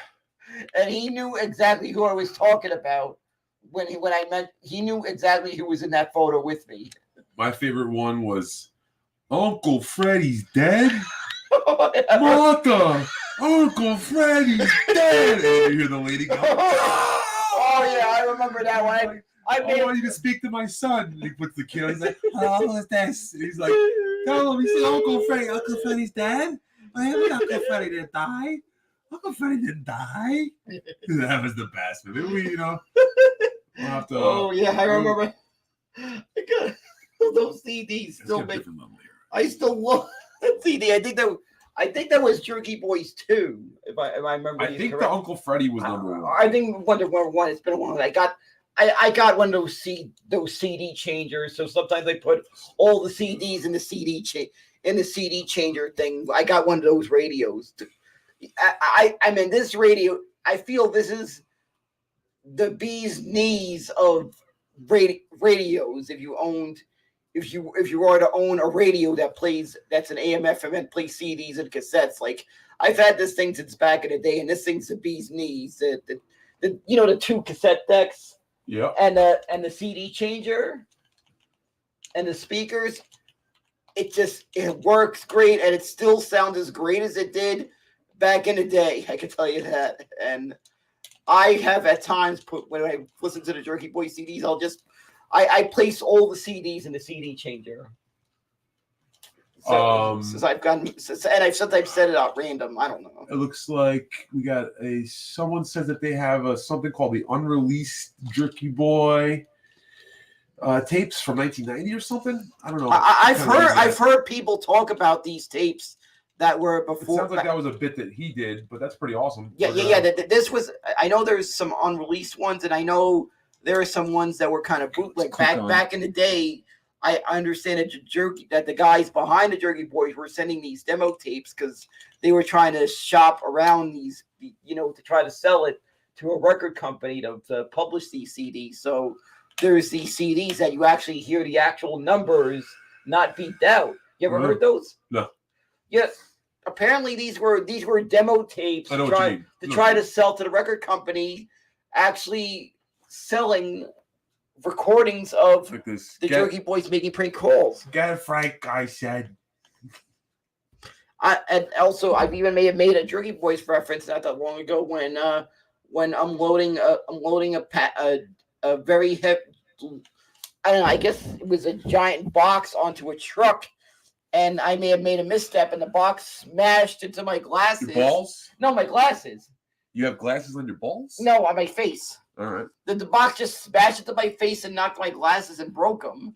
And I had to get new glasses. And I remember joking to one of my friends when he said, "Why am I wearing glasses?" I says, "Yeah, that happened. And I'm on my way to the store, to the store to get an eye exam and everything." Oh, you just got ran over by a taxi. To get a new pair of glasses. That whole process. This is a great story. The eye exam. I said, "Because I can't see, God damn it, with these glasses. I can't see. My glasses are broken. I can't see, God damn it." If we're gonna clip something from this, that's got to be it right there. That was a great story. Yeah. I just kept referencing Soul Rose. Oh, there we go. Obnoxious John is Kevin DF from Who Are My podcast. Don't read that guy. That's his feet. Yeah, that's it. No, we won't say that. Yep. I know what that means. That's I know what that means. It's okay. It's fine. Listen, if people want to say troll stuff in the comments, they are totally fine to do that. We're just not going to read it out loud. But we appreciate you streaming with us, and it's fine. Everybody's entitled to their opinion of entertainment people. So I'm not sitting here trying to convert anybody who is not an Anthony Cumia fan to become one, and I'm not going to sit here and defend the guy because he don't need me defending him. I'll just say that he is one of my favorite personalities, comedic or just in general of all time. And I know that may rile some people up and you don't agree with me, and that's totally fine. I think him, Kevin Brennan are really like 1 and 2 when it comes to modern day naturally funny people. There's really no one out there better. So let's leave that at that with Anthony. Anthony's been very kind to Bobo and I with his open nature to his Compound Media studio over the past several years, and his house. Both you and I have been to Anthony's old compound. Yep. Those were some fun times, by the way. Fun times. Now, this is New York City. Do you recognize New York City at all in this Tony Hawk level? Kind of what they were trying to recreate, because this is a video game, so they may have maybe ad-libbed, maybe made some stuff up what this looks like. but it's funny. And I know the one that I could really compare to real neighborhoods in New York City, even though it was also a made-up city, specifically Grand Theft Auto 4, the city was based on New York. That's a great game. And I could figure out the various neighborhoods they were parroting. They kind of, for some reason, decided to combine Brooklyn and Queens in Grand Theft Auto, because I saw Grand Theft Auto 4, because you saw like an area that was supposedly Brooklyn, but you saw certain locations that looked like locations in Queens. Like I remember one of the Queens locations, they seemed to You keep getting steamrolled by taxi cabs. This is pretty funny. You got to stay out of the street, but one of the locations in Queens that I felt they recreated was I saw like some little architecture fixtures that looked like some architecture fixtures from Sunnyside. Oh shit, that was sick. I saw some areas that looked like like Astoria. I even saw like little areas that looked like Flushing Meadow Park. And they got accurate that Flushing Meadow Park is not far of a close proximity to the airport, LaGuardia. All right, so old nerdy, we get it that you're not going crazy, and I get it too. Like if you want to hate Anthony, it's probably a lot of fun to hate Anthony, and you could probably find all sorts of groups of folks who will join in with the hate, and then it starts to snowball, and you guys love it. And I get that, and I'm not going to hate on you guys for doing that. I think we could all just have fun here, no matter what you feel about Anthony, because we're here with Bobo, and Bobo is the man. Let's see. I saw something here. When are you guys doing a new video? The last one was hilarious. Thank you. Are you talking about that little sketch we did for the East Side Dave show? Yeah, I'm not sure if Richard's talking about our videos or if he's talking about something else, but I think that's our video. Remember that video that won the sketch competition? The one where we did the pizza delivery? Yeah, where I got upset and I not. Yeah, I think that was our first one. That one we might come up with Sunny's Kitchen. I'm actually thinking of reintroducing something I maybe made up on a Chip Chipperson just to fit. I'll say some stuff made up to fit the aesthetic of the Chip Chipperson show. There was a character I talked about named Frank Grabowski. Okay. I'll actually give you an exclusive about the backstory behind my Frank Grabowski character. Exclusive. He's an extreme bootleg movie filmer. Instead of doing the old classic, taking a camcorder to the movie, Frank Grabowski's a made-up character, so we can mention his name. You have to you're a little loud. But Frank Grabowski, instead of taking a camcorder to a movie theater, he takes it to another extreme. And it's a little nod to something about in my neighborhood. Quite often, I find them filming stuff in my neighborhood. I see a lot of movie and TV productions sometimes, usually they film a lot of things for Law & Order and Blue Bloods by me.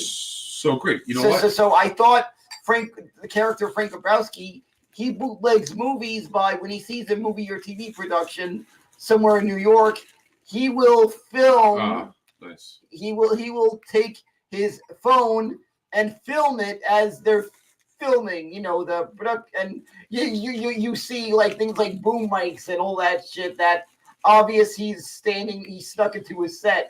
And he's filming it. Like, for example, I saw a bootleg. He says, "Oh, I just found out the new Avengers movie is filming somewhere in a Sunnyside.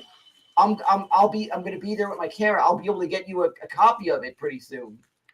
Looks like we got a someone named Where My Black Queen is saying, "Bobo, I love you." So that's great. Did we get some love out here?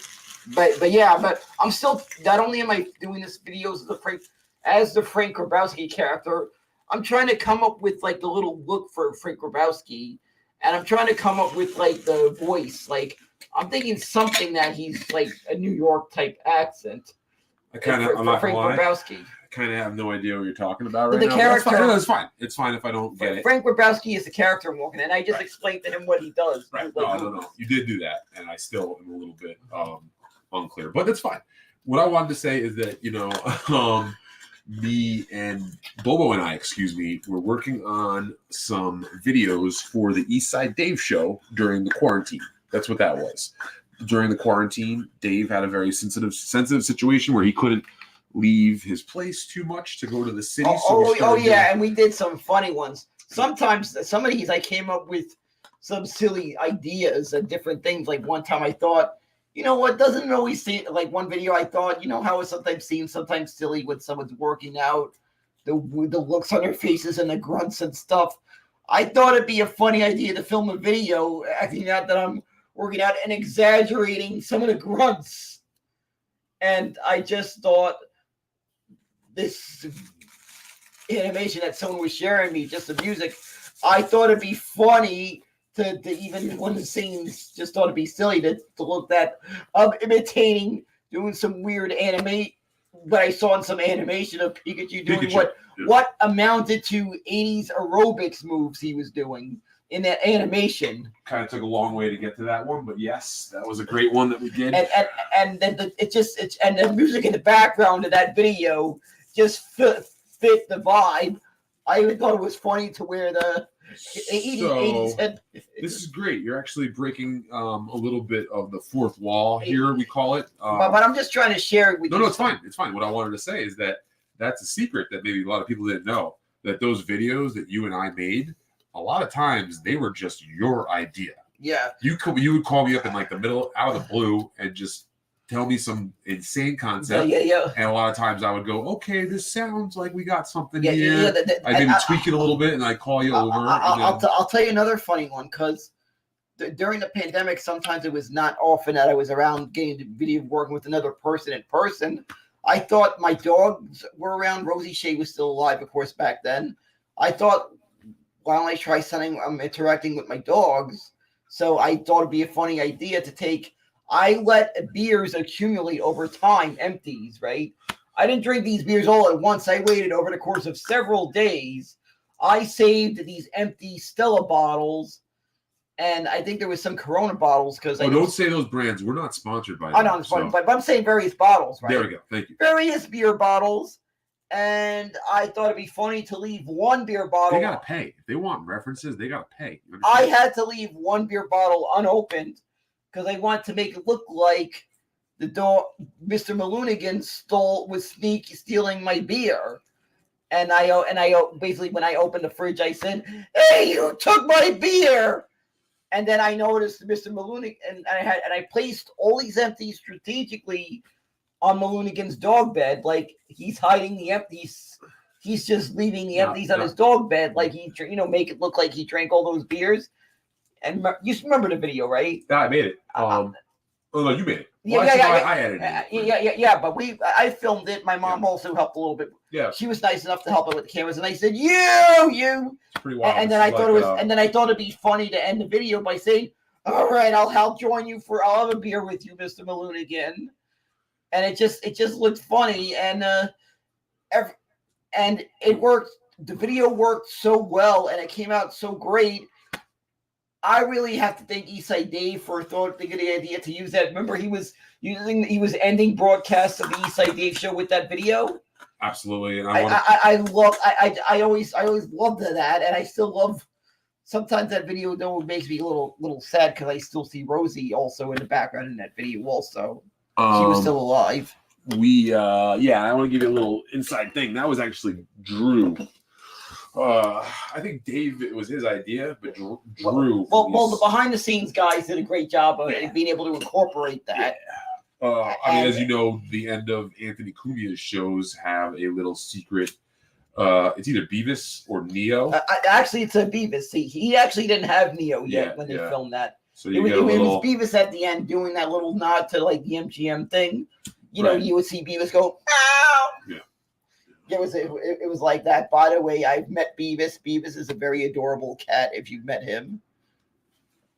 And I feel lucky that I've gotten to meet the Beavis himself. You know what? We'll give these folks one free one. But next week, if you want to ask this question, you're going to have to pay. Yuri Todid, he must be Russian, I guess. He's asking what kind of dog is Mr. Maloonigan's. And remember, this is the last time you get this for free, folks. We will not be answering this question unless you super chat us next. Mr. Maloonigan's a schnoodle, poodle schnauzer mix. It's a half poodle, half schnauzer, and 100% freaking epicness with a nice little mustache game he's got there on his face. Got a little nose mustache. There we go. So, and then, yeah, where's my Black Queen? If you could try to not, what do they call that? Just flood the chat as much. We're going to give you just like kind of a little like kind of take it easy, please. Please, you're more than welcome to stick around, view the stream, interact. But with the constant flooding of the comments, that's a little tough. No, it's okay. Don't have to apologize, buddy. We're all here. We're all friends. This is not one of these uptight podcasts that's going to start blocking people from the chat, causing issues. Eventually, we're going to have a phone call number for you guys to call in, and we're going to be taking calls. We've got nothing to hide here. At least I don't. Yeah. I know. I mean, Big A has like bodies hidden. But we're not talking about Big A right now. We're talking about this man right here, Daniel Bobo Curlin. Daniel, we had set this up as a video game stream. Is there something else you want to try to mess with, or you want to keep going with like that? I think I want to try to mess with Mega Man 2. All right. I haven't played Mega Man 2 in ages. I like that idea. Let me see this here. Let me get you set up here. You might have to help me a little up to speed with this. It's been a little while since. But some stuff I remember. I don't know what the hell I could do for you there. I guess you won't remember Mega Man 2. Well, no, I do a little bit. I know that there is a sequence of enemy select level. I just remember back in the day I used to be good at remembering after each boss you absorb their powers. Right. And how to strategically save the power each of those abilities and use them to the right. The right little combinations. I just remember. Yeah. Basically, as I understand it, is that. And there were kind of different ways you had to defeat the bosses. And they all had some weird thing. Like there was one called. There was one called Gravity Man, Air Man. There was one called the Hot Sylvester. Yeah. What would he do? I just remember he was heat. He would drop a heated shit on a glass table as you sat under it. Yeah. I remember that one. That guy was a little bit of the weirdest robot Dr. Wily ever made. The bad guy villain of Mega Man, if you remember Mega Man. The Hot Sylvester was the craziest robot that Dr. Wily made. That is an accurate statement. Looks like Evan here is asking if we are fans of the amazing comedian Brendan Schaub. Do you know who Brendan Schaub is? I've never heard the name before. That's fair. So I guess Bobo's not. I'm not saying I might end up being a fan if I've gotten to know. That's very democratic of you to say. Because sometimes there's these names I've heard, but I don't really have any comment because I've never really seen the guy live before. So what I know of Brendan Schaub is that he used to be an MMA fighter. Like a legitimate UFC MMA. So I imagine this guy must be a big dude. I mean, not necessarily. I think he's more like a middle-class guy, not like a heavyweight, but he looks like he could probably fuck shit up if that's what you're asking. Yeah, exactly. That's what I'm trying to describe. And then he decided to end up quitting his fighting career, which was coming to an end, and he began doing stand-up. I feel that Joe Rogan had a piece of encouraging him to do stand-up, giving him a venue to do stand-up. I'm sure he probably had him over there at the Ice House, wherever the fuck out in LA that Joe Rogan's doing his stuff. Actually, he does this stuff out in Texas now. Now he does, but back when Brandon started. Yeah, I think you're talking about back then. Yeah, I remember. So you know what? At the end of the day, I'm not going to sit here and try to pile on Brandon Schaub. I think that, sure, his comedy isn't groundbreaking, but anybody who goes up there on that stage and gives it a shot deserves a modicum of respect. Doesn't have to come from you, but me personally, I feel like if you take the time to try to learn the craft and you perform on stage, no matter how shitty it is, no matter how much you're ripping off other comics, which is a bad thing. Yeah, I get it. But I feel just less wanting to shit on Brendan Schaub personally. Maybe it's like that comedy brotherhood sort of thing, because I am a stand-up comedian. I'm not very well known, not very popular. Some folks say not very funny, not very handsome, not creative or talented or, really original. or people say that like I've got bad teeth and I'm like, bald. And then they'll also say that like I should have never gone on the stage ever. You know what I mean? And then also they'll be like, where do you get your clothes from? Did you pull these out of the garbage? You smell like garbage. They'll be like, lay off the drugs, man. I don't think comedy's working out for you. They'll like shake me and say that, So I got respect for anybody who goes up on that stage and gives it a shot. I know you have, right? I have. And I just feel like I did great in that performance. Oh, Jesus Christ. Brandon Schaub is a heavyweight. So he would knock you and I both into next Tuesday if we ever wanted to pop that shit. And he could be watching right now. Yeah, exactly. I'd be blacked out and maybe wake out of a coma, and it'd be like the second. It'd be like a normal Wednesday night for you. I'd wake up and it'd be the second half of the baseball season.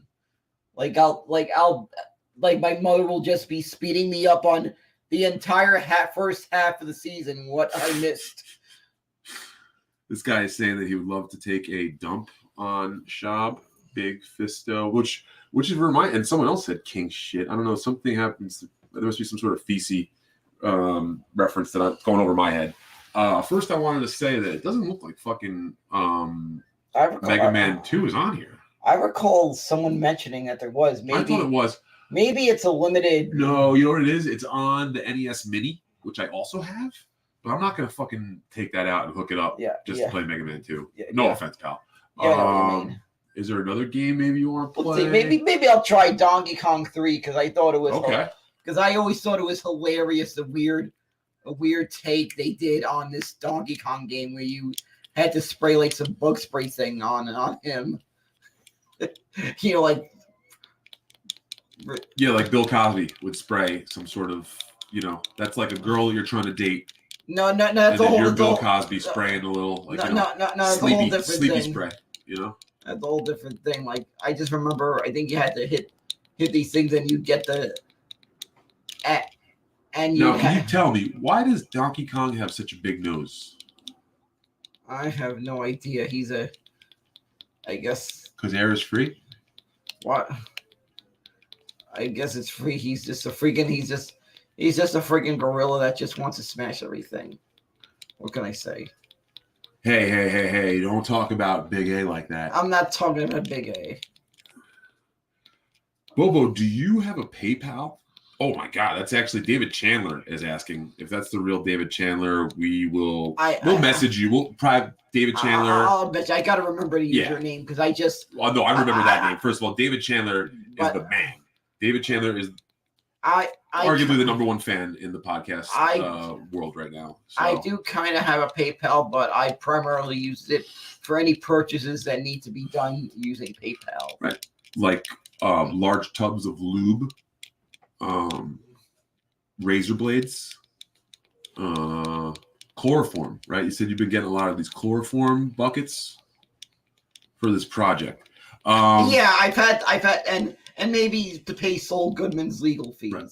But David Chandler, what I can tell you, my friend, and thank you, I'm honored to have you watching this stream with Bobo and I, is that we are doing a pilot episode here right now.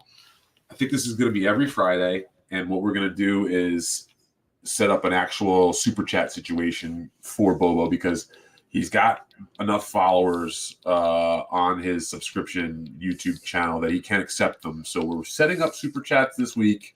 And next week, we're going to be accepting super chats. And the breakdown for the super chats are Bobo is going to get the majority of the breakdown. We're going to split it. But Bobo is going to get the majority. And then the cut that would be for Stevie is going to go reinvested to equipment, and we're going to, pick out some better lighting and mics and cameras. So this is going to be an organic program that's going to grow from the ground up. We need folks like David Chandler and the rest of you out there to be supportive and tell folks about this. We got 17 people watching right now, which is fucking way more than I thought we'd get. So thank you guys for tuning in. We're probably going to stick with this method where Bobo's playing some video games. Maybe we're watching some classic television or Mystery Science Theater, like Bobo said. Maybe we'll do something like that. Maybe we'll watch Fritz the Cat and do a live commentary. Bobo's going to be drinking. I'm going to be smoking. This is our Friday night. Friday nights actually work out pretty well for me these days to do this sort of shit. And again, we have to shout out Kevin from Why Do I Podcast and also Obnoxious John, his producer, for getting Bobo comfortable on mic last week for their podcast. And it got my brain working where I was like, let's get this guy some extra airtime live in person with another thing going on. We're going to get OBS, the background all working. That's going to be part of our build-up. But yeah, I was scratching my head, bored on Friday while this guy was podcasting. And then I started thinking, let's just keep this shit going. So fast food reviews. Bobo likes to eat pretty healthy, from what I understand. So yeah, but every so on occasion I might eat something that I like. Yeah, maybe if there's like a new item that comes out on the menu, maybe we'll try that. That's kind of an E-Rock thing, but we could try that. We'll actually take all sorts of suggestions, folks. So that's really cool to even suggest, my friend. Yeah, thank you again, David Chandler, for asking. And thank you again to David Chandler for being just a great fan. I am right there along with you, chatting away on Steel Toe morning show and evening show. Aaron and April are amazing. I wake up in the morning and usually pop them on. I used to watch or listen to Jim and Sam every morning. And then recently I just had enough. I hate to say it. I had enough. And I've switched over to Steel Toe morning show.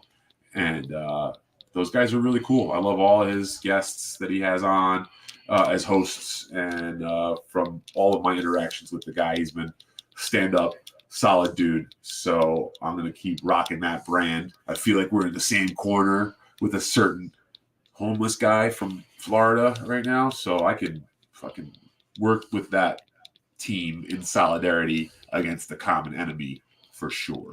But we won't even really get into much of that shit here. That's for Sad Chad. That will be airing later in the week with Ski Mask Collective and our buddy Kevin from Why Do I Podcast, who's been helping out with that as well. So let's get back to maybe some of the chats here.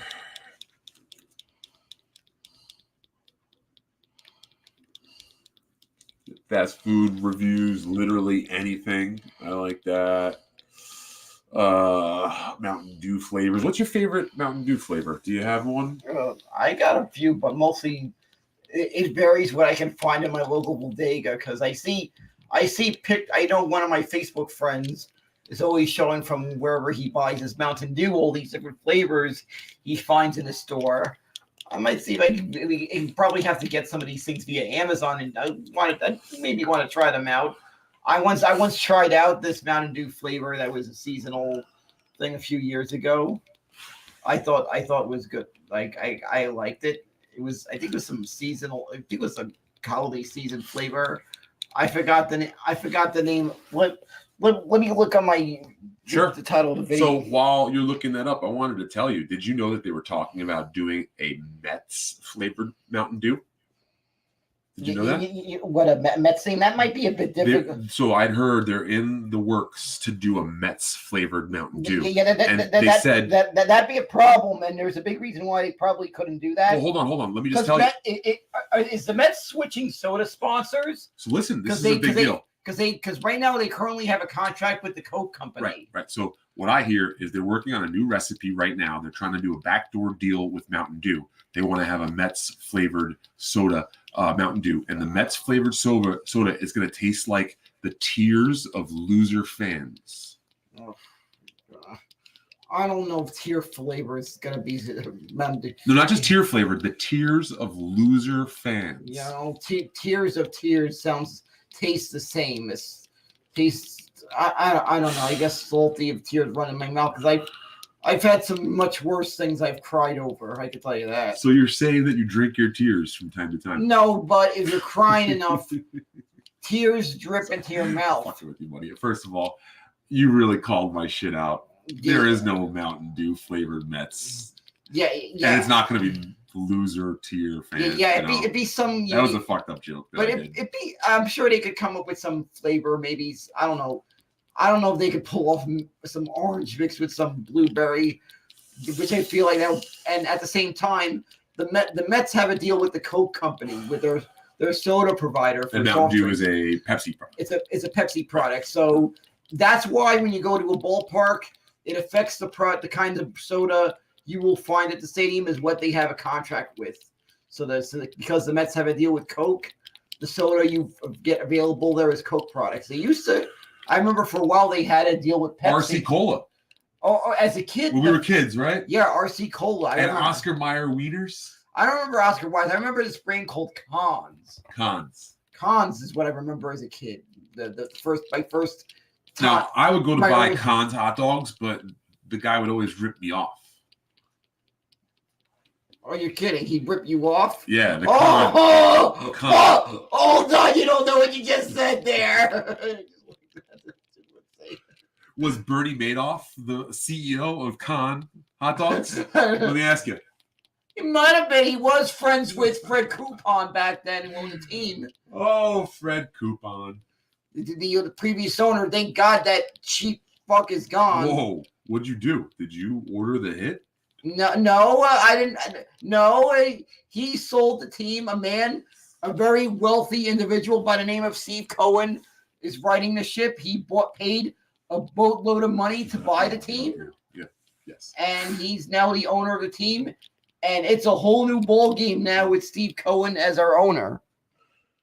Okay. Now, this is another one of these questions that we're going to give you a freebie this week, but future weeks, it's going to cost you to ask this. So, Alex Baxter wants to know, why are you lying? Oh, don't even pay me to catch. I charge people for that catchphrase. All right, so lying. There we go. I'm not lying. You got shut down. I'm sorry. I'm not lying. I tried. Right? You get a free one. You'll get a free. I'm not lying. I'll be right back, buddy. You hold on the stream. You keep talking. You get a free one. But I'm just laughing at that one. The Wrath of Khan. I didn't think of that one. I had feel like the Star Trek people missed the boat with that one with Huntbreak. Like, grenade. God! I don't know at this rate. Pretty much eat whatever I can get a hold of these days, food wise. I mean, I'm not much of a whatever relatives or whatever, anyone in my house, whatever is being cooked, pretty much what I can get a hold of, kind of that. Sometimes even what's within a price range. But yeah. So yeah, once again, folks, you are watching. This was nuts, man. Bobo lives in Queens, New York. I can say that, right? That you live in Queens? Yeah. Bobo lives in Queens. I live in Brooklyn, New York. We're not too far from each other. Yeah. We're at my place in Brooklyn. I've got like pretty thin walls. That's how it is here in the city. So yeah, my neighbors are probably hearing this guy scream every once in a while. Yeah, and wondering what the fuck is going on. I know why he did some weird impression of. No. So that's a good thing. I wanted to say for the folks out there in Bobo Land that if you can get him to scream via like chat questions and stuff like that, it would be hilarious because it would torment me and my building, but it would be funny. So I feel like that's just something to keep in mind. Yeah. I think maybe we'll do some sort of reward for whoever can make Bobo scream the most. So yeah. But yeah, it's. Yes, thank you, David Chandler, for my. But yeah, I actually just got off selling newspapers on the corner. Okay. Yeah. So gotta make a living somehow, man. Yeah, he's selling newspapers at the corner somewhere right by. He has to sell them 3 times a day because they update the newspapers. They have to update the score of the Brooklyn Dodger game. Right, and then also newspaper is just code for rock cocaine. Yeah. So. Yeah. Exactly. Brooklyn. Yeah, but I just had to reference that because that looks 1920s, and I had to speak in the context of 1920s, the teams that were around back then. Yeah. That was those days. Yeah, where were you going to the New York Highlander games as a kid?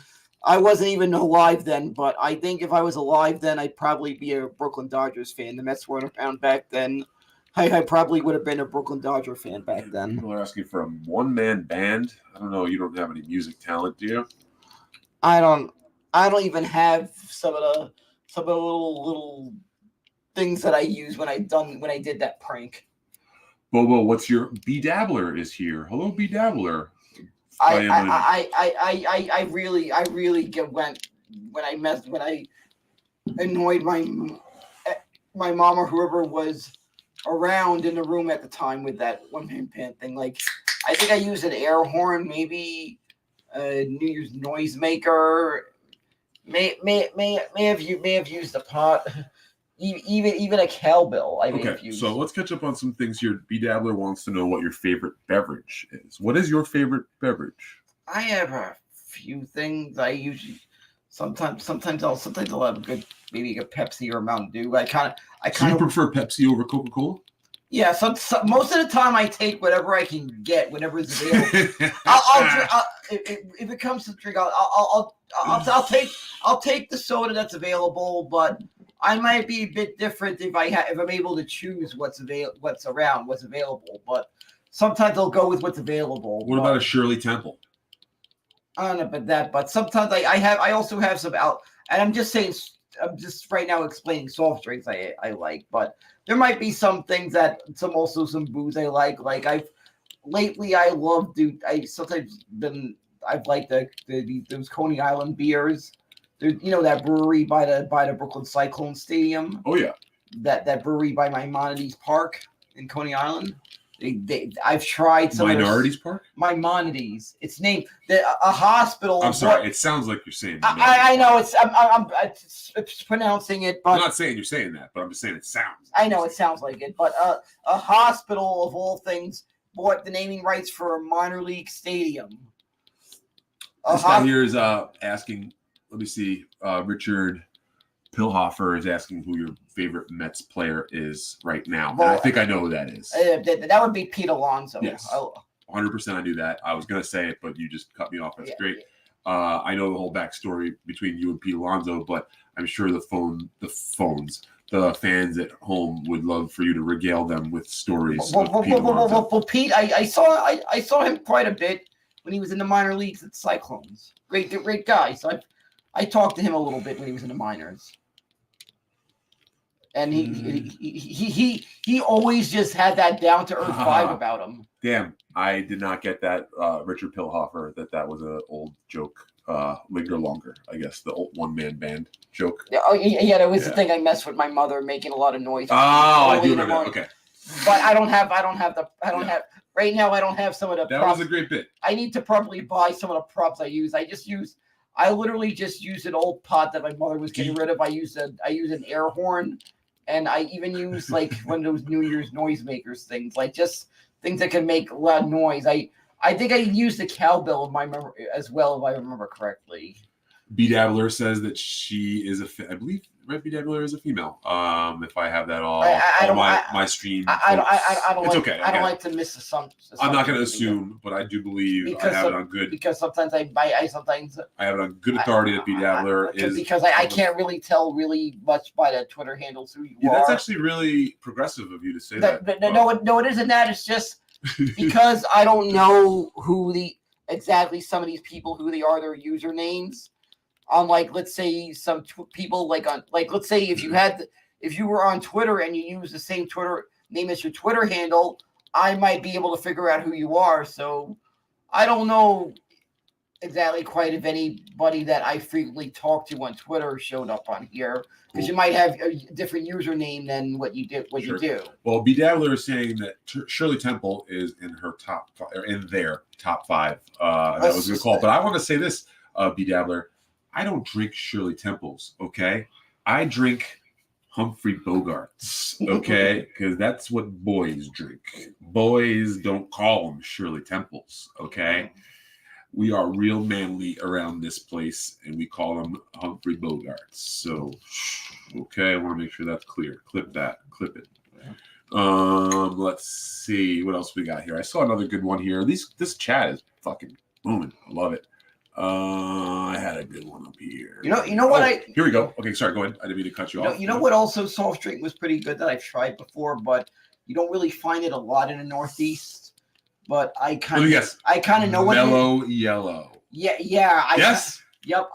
Man. I've heard of Mellow Yellow because I remember back in the day they sponsored a NASCAR, so I knew I did try. I one time wanted to know what the heck Mellow Yellow was, and I one time in a South saw a can of the stuff and tried it, and it was pretty good stuff. So me personally, I love Mellow Yellow, but my non-regional Northeast regional soda that I like, Squirt. Yep, That's a good one. I forget what part of the country Squirt is from. I've had Squirt. Yeah, I get it.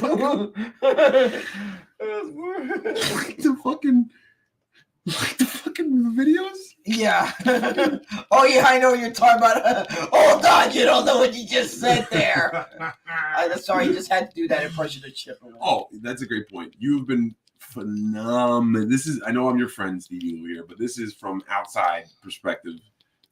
You have been hands down one of the best guests of the Chip Chipperson show, not only of this year, the year our Lord 2022, but I think of all time. That you can almost like skip the other episodes. I love that almost every time you're on, they have our buddy Zach Amico on. Oh yeah, that Zach Amico episode was fun, and like I said, one of the things that there have been different things, because it just fits the aesthetic of the show. I play the Chipper show, but I do it as a character version of me, and I'll just come up with some really outrageous stuff that I've made up. And one of the things was a character I sort of made up a backstory of that I said I'm doing a series of YouTube videos on. Right. That I'm still trying to figure out what would be a hilarious sounding New York accent for Frank Grabowski and the look, because he's kind of like a New York Italian kind of thing, like Frank Grabowski. Yeah, that's right. I got a balloon movie. I just did that. This might be the other video. Dude, you know that Avengers movie? They're filming in my neighborhood. I just would stop by there and I filmed it. I got it right here. It's not even out yet. It's still in production. See, I'm just an example of the character. I got this right.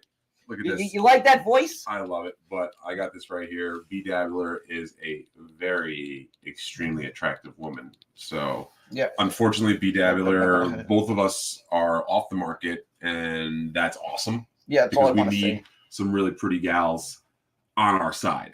That's what I say about if you're going to make it big anywhere, you got to have some real pretty gals as friends. Yeah, exactly. I hate to sound like a sexist caveman here. But I just want to. But yeah, what I was gonna say is that I was gonna come up with that voice, and I think I just came up with the voice for Frank Grabowski. You like that voice?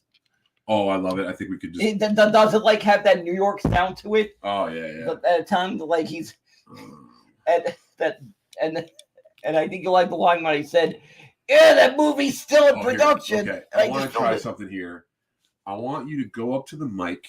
And I want you to start licking your lips and occasionally like popping, you know what I mean? So get a little closer to the mic here and like kind of slower and change it up a little bit. Like lick your lips, but get close to the mic when you do it. Yep. The folks at home want you to do an ASMR recording, I believe it's called. So we're going to do a exclusive here. So watch how I do it. I'll do it really quick. Ready? This would be a Stevie Lew ASMR. Right. Back up. Right? It goes. I'll try this. All right, so now Bobo's turn.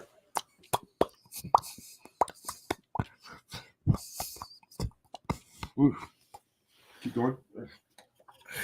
And occasionally say, all right. All right. Take a sip and do it again. All right. No, the ASMR closer. All right. No, do the ASMR closer, not all right. You don't have to slug beer the whole time. Yeah, well, I'm just trying to put some sound effects or something to it. Okay. Believe me, I'm not doing this. All right. So that's enough. That's enough. That was stressful. Believe me, I just leave the ASMR to some ladies that make a boatload of money doing this stuff. Well, I think you could be onto something here. I think whoever suggested that. Let me see who. I'm gonna have to go back up, but thank you, Richard Pilhofer. I see you got to go. That's all good. Thank you, buddy, for coming through. Please, yeah, everybody smash the like button if you can, like someone else said there. I don't know how any of this shit works, but I think that's good for the whole algo rhythm. And you know us too, we got rhythm and blues. So not only does it help the algorithm, it helps the algorithm and blues. Yeah. Why did everybody just drop off when I said that? No. Was that bad? Was that bad? No, it was. Yeah, that was a hilarious video. That was a fake one. That was a funny video I filmed there. Pretending to assault the pizza guy. If you remember that. Jim Norton loves your. Wow, B Dabbler wants to know. This is actually a really good one here. She wants to know if you will be coming to DabbleCon in Rochester in February. When the heck is the DabblerCon? Well, I'd love to actually let's promote that. I just hope it doesn't conflict with the same day as the Daytona 500. It's in February. It is, I think, February 4th and 5th. That the 500 is not that day. I can't even, if I don't even know how much it costs to go to Rochester. Well, here's the thing. What I could probably do is I have a driver's license. I don't have a car. That's one good thing about Brooklyn is we don't normally have to have a car, but I do have a license and I could rent a car. So, and I guess I could go there and pack maybe just a couple guns. No, some winter gear. I hear it's cold as fucking Rochester. Yeah, that's probably a good idea. You bring those long johns. Yeah, you know? I hear it's. I hear it's like. Actually, it would be kind of funny if you just walked around DabbleCon with long johns on. You know. I'm gonna do that. All right. I'll be wearing maybe some winter gear that you can't tell that you can't tell really if I'm really how skinny or fat I am. Okay, so we'll basically be Dabbler. We'll say that's a very good maybe because I'll tell you that I am pretty sure I'm going to head up there. I actually just sent this guy Carl Hamburger from Who Are These Podcasts. I sent him this proposal and like kind of invoice for my security services. I was ready to offer my anti-Zumach protection services for that Friday and Saturday for DabbleCon. My rate was going to be $0 for my salary, and then for travel and expenses, I was asking for no money also. So I had proposed this to Carl. I'm waiting for him to get back to me, but at this moment, I have an offer on the table for Carl. If you folks could pass this along to him, maybe he missed my message, but I was going to offer free security services up there. I don't know much about the Dabbler. I don't know if you host a podcast. I believe B Dabbler does have a podcast. I don't even know if you even follow me on Twitter, but I bet you they do. But you know what? Tell the folks at home what your Twitter is, so in case they aren't. My Twitter handle is Bobo103NYC, but say that a little slower. Bobo103NYC, and I appreciate all the support from my friends, and this will be one of the rare times I'll have met some of my Twitter peeps in that area in person, because I know some people in that area. Well, let me say, when I used to go to Skankfest and I'd be either working production or you run into all kinds of people that I would get a ton of folks come up to me and ask about you. Sometimes they would give me like pins to give to you. Oh yeah, I think I went to that. So I got some of those pins still. You went to that because I called you up and said, "Hey Bobo, come on over. I'm going to walk you in the door." Yeah, and you had a great time. Bobo is absolutely listen. Bobo is like a little mini celebrity when we go to anything that has a tangential attachment to Opie and Anthony. Yeah. But on top of that, I go with this guy to like 5-6 games a year. Yeah. And people stop him at Citi Field all the time. Yeah. And they're like, Bobo, what's up, bro? Believe me, they know me. I'm practically at Citi Field so much people think I live there. They get sometimes friends were surprised that they realized they saw a different address than they were expecting. Like they were expecting when I when I pass on my my little mailing information, that they were surprised that the address wasn't 41 Seaver Way, which is the address of City Field, and of course. Do they have apartments at City Field that you? No, they don't. But believe me, if that was possible, I'd be living there. If that was possible. Wow. If that was possible, if it was possible, I'd live in a luxury suite at City Field, because I've seen photos and stuff of what those luxury suites look like. I've seen videos about the different little amenities and little features of those luxury suites. I think there'd be a way you could modify one of those to live in if you wanted to. Fuck is the original Donkey Kong? Here we go. Yeah. How good are you at this? Yeah, any good at this one? Oh yeah, back in the day, I kind of had the things. This game is forever classic, linking to one of the greatest professional video game players. Okay, let's talk about our buddy, the guy Billy Mitchell. I was just gonna say Billy Mitchell. I got to once sort of talk to him when he was a guest via Zoom. So I've never, when he was on the East Side Nation, I've never met Billy. I would love to meet Billy Mitchell. I've got Billy Mitchell's phone number. Oh, motherfuck, that was bad. I would love to meet the guy when he's in town, because that documentary is such a great documentary. And I can tell you that the Billy Mitchell is a lot better of a person than what they portrayed him in that documentary. I mean, I think that's up for interpretation. But he is an entertaining character. Yes, absolutely correct. And you could say that. I've become kind of a fan. When I really learned about this guy, I became a fan of him. This guy is an icon in the video game playing. Now we're gonna take he's definitely never boring. It's always interesting hearing an interview with this guy. And I would love to finally get to meet this guy. That met Billy Mitchell. Yeah, I got a few things about Billy Mitchell that I'm not a huge fan of. Besides the whole cheating thing, and I know I'm getting fucked by this game. He is a really religious guy, overtly religious. That was actually a problem when we had him on the East Side Dave show. He would get really uptight if anybody was cursing or saying anything that he thought was unholy, which, believe you me, there was a lot of that when you came to the East Side Dave show. So, I mean, listen, I get it. He's very entertaining. King of Kong is an incredible movie. He plays the foil. He's the villain. You know what I mean? And we got to see another side of him that wasn't as villainous. I get it. You're absolutely right there. That we had an extra cool look on this. Fuck. Dude, I'm just fucking up here. But yeah, Billy Mitchell. We have his phone number. Maybe we give him a call. Yeah. Yeah. People are saying that this is great, man. That's amazing, man. Look at that. David Chandler, again, coming through like a pimp and helping folks out. Put good content out and make dreams come true. Looks it's like fucking, this guy's like fucking Disney World over here. I love it. So God bless you, David Chandler. Okay, this is tight here. Keep going, Bobo. Take over. But yeah, and of course I'll give you another impression if you want to see some impression. You can see, yeah, boom, tough Napton to Napton. This is the place for me. That's just my John Madden impression. Rest in peace. But that there was just something. It hasn't been the same since since the last time we got to see John Madden call a football game. What would you say about these allegations that Frankie McDonald killed John Madden?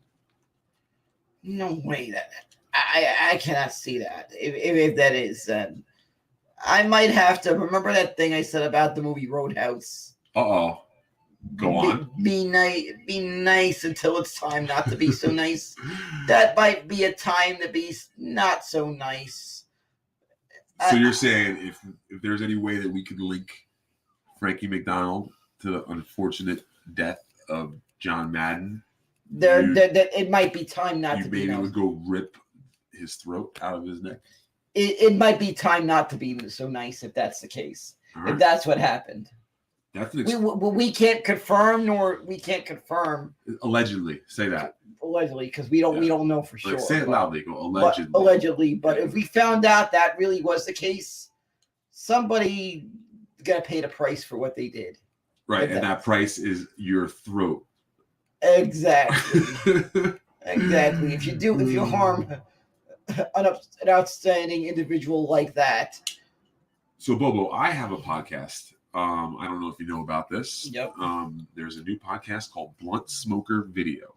That's Bluntsmoker. Oh yeah, I know about that. We talk about various movies and stuff. So I think we should do an episode because I feel there's some interesting facts about the MST3K the movie. Okay, well, and we could actually watch that movie. Now, Bobo, all my guests on this show, they consume cannabis before the movie.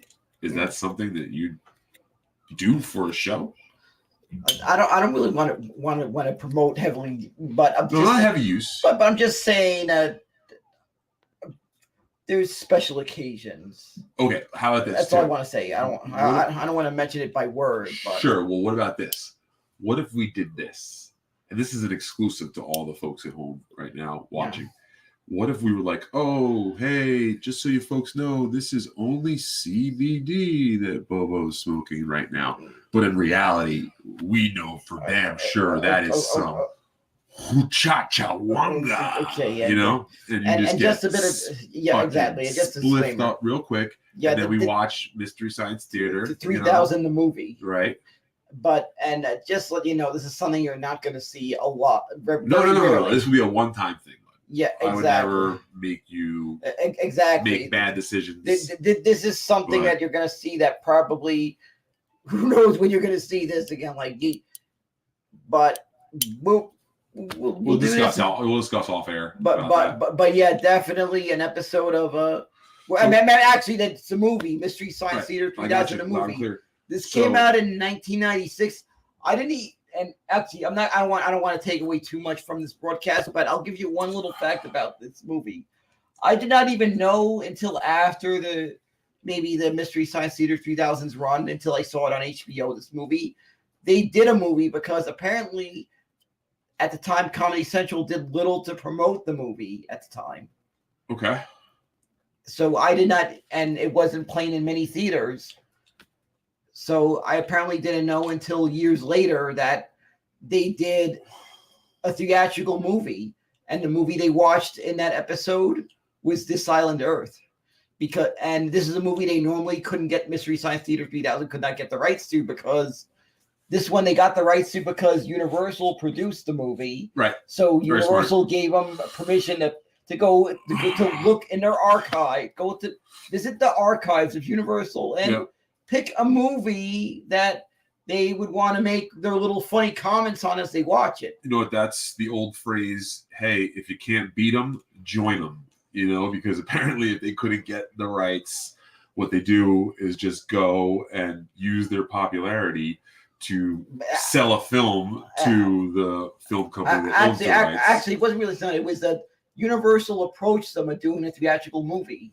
And they excuse me. They did that, and they were because Universal produced this movie. Normally, if you've seen Mystery Science Theater 3000, you have an rough idea of the movies they get the rights to. Yeah, they get the rights to maybe some movies that were from overseas, like some lesser known, low budget movies from maybe a lot of European countries, which kind of added to the artistry. Yeah. Be able to comment on these very wacky costumes. These really obscure movies. Right. There might be some movies you may remember seeing. Like, actually, some are kind of well known. Like some of the Japanese monster movies are well known. Like we all know there have been episodes of MST3K where they've watched maybe a couple of Gamera movies, and I actually am a fan of some of those Japanese monster movies. So I wasn't. I think there was even there was 2 episodes they may have watched the Godzilla movie. I remember I think it was Godzilla versus Megalon. And I remember another episode they watched Godzilla versus the Sea Monster. Yeah, listen, if you go oh shit, I might have fucked myself. And by the way, if you ever need a good laugh, you can most episodes of MST3K are on YouTube. pop up a random episode. If you remember maybe an episode you watched when it first aired. Wow, that if you guys just saw that at home, I just fucking dodged. But anyway, major bullet there. What I was going to say is that... Holy fuck, that was crazy. What I was going to say is that if you remember an episode of MST3K you liked back when it first aired. Here, David Chandler gets first drop on any questions. Always. Read that out loud. Or I'll read it. Did you watch Basketball 2, Bobo? Do you remember watching Larry Bird or even with Michael Jordan? Yeah. Which I guess David Chandler, most of us would remember Michael Jordan. I have to admit, Michael Jordan was probably one of the greats we've ever had. Both were great players. Did you ever get to see Michael Jordan play live in person? No, those were always hardest tickets to get. For one thing, I'm a Knicks fan, right? And I used to hate it when the Knicks lost to the Bulls in the playoffs, which was almost always. Yeah, which is freaking Jordan. We always lost to them. So except when he wasn't there. Yeah, and we barely not won the NBA Finals. We came this close. And that still hurts to this day, that time. Who did they lose to? Houston? Yeah, Houston Rockets. I remember that. That was, for one thing, during that NBA Finals, that was an interesting day. I'll tell you in fact. For one thing, that same day, I was at a parade in the city. The Rangers won the Stanley Cup. And it looked like we were on a cusp of seeing both teams in the Knicks and the Rangers winning championships in their respective sports on the same year. Could have happened. Yeah, it came close to that happening. But anyway, Knicks were they were still continuing their NBA Finals run, and I believe it was Game 5 in the NBA Finals that day, right? It's been so long. What game was that day that happened? The White Bronco chase. But Patrick Ewing had an amazing performance that game, right? And they interrupted it because I did not really care much about that White Bronco chase. You gotta go to air. I fucked you up. Sorry, I got to do the research. Yeah, Bobo, what do you think? Did OJ do it? He allegedly did it, but what do you think, though? He's not going to sue you if you say yes. He probably almost 95% sure did it, but so there's a 5% doubt. Yeah, but apparently, if there was 5%, but at the same time, if there wasn't for OJ, I could get it if you said. But maybe I could get it if you said there was a 99.9999999999995% chance. Then I get it. You know, you're saying 95%. Well, OJ apparently is searching various golf courses for the real killer. Oh, that's a good joke. Yeah, he's searching golf courses for the real killer. That's such a good joke. But plus, if it wasn't for O.J. Simpson and that whole fiasco, Anthony Cumia wouldn't have had a career. So you got to thank O.J. Simpson for Anthony Cumia. All right, next time I see him. Yeah, well, you remember this. You've seen the song, right? The song parody that led to Obi bringing Anthony in as a co-host when they were just a show on Long Island. You know the little song about the OJ trial? Remember it? You've seen Anthony talk about it. Right. Who's your favorite killer? Someone wants to know. Ooh, killer. I don't agree with what they did, but David Chandler is weighing in on his. If I'm going to say a serial killer, historical serial killer, that maybe. If I'm going to say, like, let's say if there were baseball cards, like whose serial killer card I'd want to have, I'd have to go with Son of Sam, being the fact I'm a New Yorker and the guy was a part of the city's history. Like, I got relatives that were alive when that whole paranoia thing happened and talked about how people were scared of this guy back then. Folks are saying that you should go on Who Are These Podcasts? Oh yeah, I would be game for that. I'll put the word out to Carl. But yeah, what I was gonna say about that OJ thing happened that same day. The NBA Finals, they were interrupting it for this White Bronco chase. I did not really give a damn about the chase. I was just more wanting to watch the NBA Finals. I remember like it was on like you remember the game was on like a little tiny screen back then. Remember that? Right. And it was just an upsetting thing if you're a New Yorker that was just excited about your team being in the NBA Finals and you're watching it. I think when that White Bronco chase happened, I was listening to the radio feed of the game when that White Bronco chase was happening. Yeah, that's what I had to do. I had to listen to the radio feed until the White Bronco chase ended. Then once I forgot if it ended or it went the entire rest of the game. But eventually, when they could go back to the game being on a full screen instead of a little tiny thing, I was watching the rest of what was an epic performance by Patrick Ewing that led to him nearly getting that elusive title that he never got in his career. Mm. And unfortunately, we all know the Knicks lost to Houston in Game 7. We all know. I'm not going to go to the whole backstory behind it, but we all know how that played out. But unfortunately, that happened, and that's in the years I've been alive. That's the only one of my teams I've never seen win a championship. That I was not even. I'm wondering. Born. Let's give something a try since this is our first episode ever. Because this is just a pilot episode. Let's see what happens if we go to, say, YouTube. Yeah. And throw something on.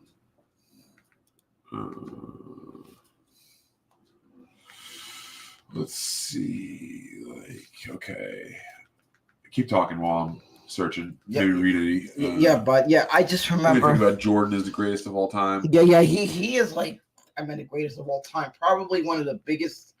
Growing up, he was the biggest player I've seen in basketball growing up. It was one of those things that I can tell people I got this. I remember Michael Jordan. There are people that only know Michael Jordan from some highlight films or maybe some old basketball card they spent a boatload of money on eBay, or from their parents when they talked about when they remember Jordan. I could say, yeah, this is an athlete I remember when he was active. That's the reality of it. I remember that. It's weird. Right, you could go to someone in their 30, 31, some 25-year-old, and you could be like, in your fucking face, you fucking young loser. I got to live through some of the greatest era of the NBA. The players I got to see back in the day. Oh, here we go. The 90s NBA was just a glorious era. Here's a great question from David Chandler. If you had been driving the white Bronco that day, so say if this was like a multiverse where you were all of a sudden AC Cowboys, right? What would you have done? I would not be driving slow as fuck. I'd go full Grand Theft Auto. Let's put it this way. Take it as far as I can go. GTA, baby. I like it. Yeah, I don't know. I might been caught. I might have been caught. I might have somehow, the verdict of the OJ, assuming the exact same verdict of the OJ trial played out the same way. But I would be. And I would have given them a show in that chase. Let's put it this way. David Chandler, you get a gold star because you got Bobo to start screaming again. So that question got him all fired up. But like I said, I would have given them a show, a run for their money. Yeah. Here we go. This is we had Kenny. What was the name? Charlie Ward, right? Yep. Charlie Ward. Versus I remember watching this live. Right. I watched it live. Was it a Charlie Ward that started this fight with the Lonzo Ward? Yeah, I believe so. Yeah. This was I remember watching. This is where Nick Van Gundy gets dragged. And I said, Nick, it was Stan Van Gundy, right? Or is that? Oh yeah, this is taking it back in the day when it was like you were the envy of everyone if you said, "Yeah, I got tickets to the Knicks game." This was during the first round of the playoffs, I think. It was. But why did they not rewind that? Okay. Oh, there we go. Bill Laimbeer and Moses Malone. You got Dennis Rodman in there. Oh my God, this is just. Oh, it's Charles Barkley. This is an era. This is an era that people younger than me wish they could. They got to see live. Like this is just. What is that? That's Edwards. I don't know who that is. Looks like Kevin Duckworth, I believe. Yeah, that's in there. There's Horace Grant. Knicks Bulls 94. Watch this one. This one's a great one. This is right in the stands. Yeah. Apparently, they said David Stern was sitting a few rows away from this the whole time. I just remember. And look, you see Anthony Mason comes in and just gets so big. Okay. He starts. I watched this one live. You got Charles Oakley, Anthony Mason, Patrick Ewing for the Knicks, all big bad dudes. And then you had I think it was Bill Cartwright for the Bulls. Here we go. There's a little shit talking there. Oh, he just put his arms around his neck. That was great. There's Mookie Blaylock. Did you know that Mookie Blaylock was the original name of Pearl Jam? Are you kidding? Before they turned into Pearl Jam, their name was Mookie Blaylock. I never knew that. But yeah, that was a fun era. This was just a fun era. And even one of my favorite basketball video games came out of this era. A little video game called NBA Jam, you might remember. Oh, man, that's a great one. Fuck, we got that? Can I get that? Hold on, let me see. But I don't know, that was a good one. This wasn't so good. But that was just such a... here we go. Look at this. Charles Barkley slapping somebody in the face. This video is called When Basketball Was a Real Man's Sport. Yeah. Here we go. Charles Barkley's fucking... This is... Because that guy... Yeah, I don't know what that was all about. I don't know. Someone's like, Edward. All right, so yeah, Malice the Palace. Okay, I just wanted to see what would happen if we started playing that. I wonder if we're gonna get flagged. Yeah, exactly. Let's take it one step further. Since this is only a trial. I guess maybe we don't really have the audio. Yeah. Yeah, that's a good point. Yeah, maybe that might help in our favor. Yeah, maybe us talking, maybe gonna help a little bit. Yeah, because we're commenting on it. Yeah, we're commenting on it. I gotta figure out the way to do this because there is some movies I remember seeing were I think I remember even some made-for-TV movies that were like. This is a great one. National Lampoon's Christmas Vacation. Oh yeah, Christmas Vacation. So let's let this run. If we get kicked off YouTube, we'll know. Yeah, we'll let it run for the end. I don't want to wait too late. We're almost up to 3 hours, which is fucking insane. Yeah, I don't want to go too long because I don't want to be waiting a million hours for the bus. Yeah. Maybe we'll I can get a quick bite to eat. But I can tell you, Christmas Vacation is essential Christmas viewing in my house. A little fact about me. This question, who would start? What goalie would I want to prime during the Rangers? I would say Mike Richter. That guy was one of the greatest goalies I ever seen. He came up. That man was clutch in the finals, and I mean, Mike Richter over John Van Beesbrook. No, they're talking about Mike Richter or Henrik Lundqvist. Lundqvist. What about Van Beesbrook? And Beesbrock. That okay, I don't know if he ever. I know he ever won the cup. I forgot what era he was on the Rangers. So Richter, because he won the cup. It was just saying he came through clutch, and that team just managed to get the job done and win. When that cup plus 94 was a special memory. So B Dabbler's a little worried about you taking the bus. A couple things about that, B Dabbler. First, I walk him to the bus. Second, I swipe him on the bus, so it's a free ride for him. And I'm talking about the card you use to pay for this thing. Yeah, I don't swipe his. Yeah. We're talking. We're talking about the pay system the MTA uses here in New York. We don't swipe his body parts. Yeah, we're talking about a card. We'll probably go get a bite to eat close by on Stevie Lew, of course. Exactly. I got you, bud. Don't worry about that. Get him on a bus, and it's only like 20 minutes tops. And he also always lets me know when he gets home. Yeah, that's true. Yeah, that's true. Plus, but yeah, I have to say about the Christmas Vacation's an essential Christmas viewing in my house. It's the one I watch every year. Me and my mom's we probably quoted the movie. Me and my mother. And another one we quoted a lot. Of course, me and my family members we quoted Christmas Story. We quoted a lot. Of course, Die Hard is another one we quoted a lot. You can't forget. My mom loves the movie Elf. And a little fact, when Artie Lang was Anthony Cumia's co-host during the Artie and Anthony days, my mom was enthusiastic because she loves the movie Elf of meeting Artie Lang. Sure. And I think off camera, when she greeted Artie, she thought it was funny to quote the scene. Remember that scene in the movie Elf? Artie Lang's little cameo in the movie Elf. Yes. Remember when Will Ferrell, he goes, Santa, and he says something like, you smell like beef and cheese. Like my mom thought it was funny to quote the line, and Artie got a laugh out of it. David Chandler is giving great compliments to my hat wear. Thank you very much, sir. I appreciate that. And then here's a good one here from our new friend here. Every time I turn on the microwave, I piss my pants and forget who I am for half an hour. Guess you got a plate in your. Guess you got I don't know, plate in your head or something. I don't know what the heck could do that to a man using a microwave, but that's my only assumption. And this is just based on I'm just basing that on Cousin Eddie and Chris's Vacation. I think you're quoting a line in Chris's Vacation. I'm pretty sure of it. Here's a good one. Have you ever seen Santa Claus versus the Martians? You're talking about the Mystery Science Theater 3000 episode where they watched that movie? Yeah, I have.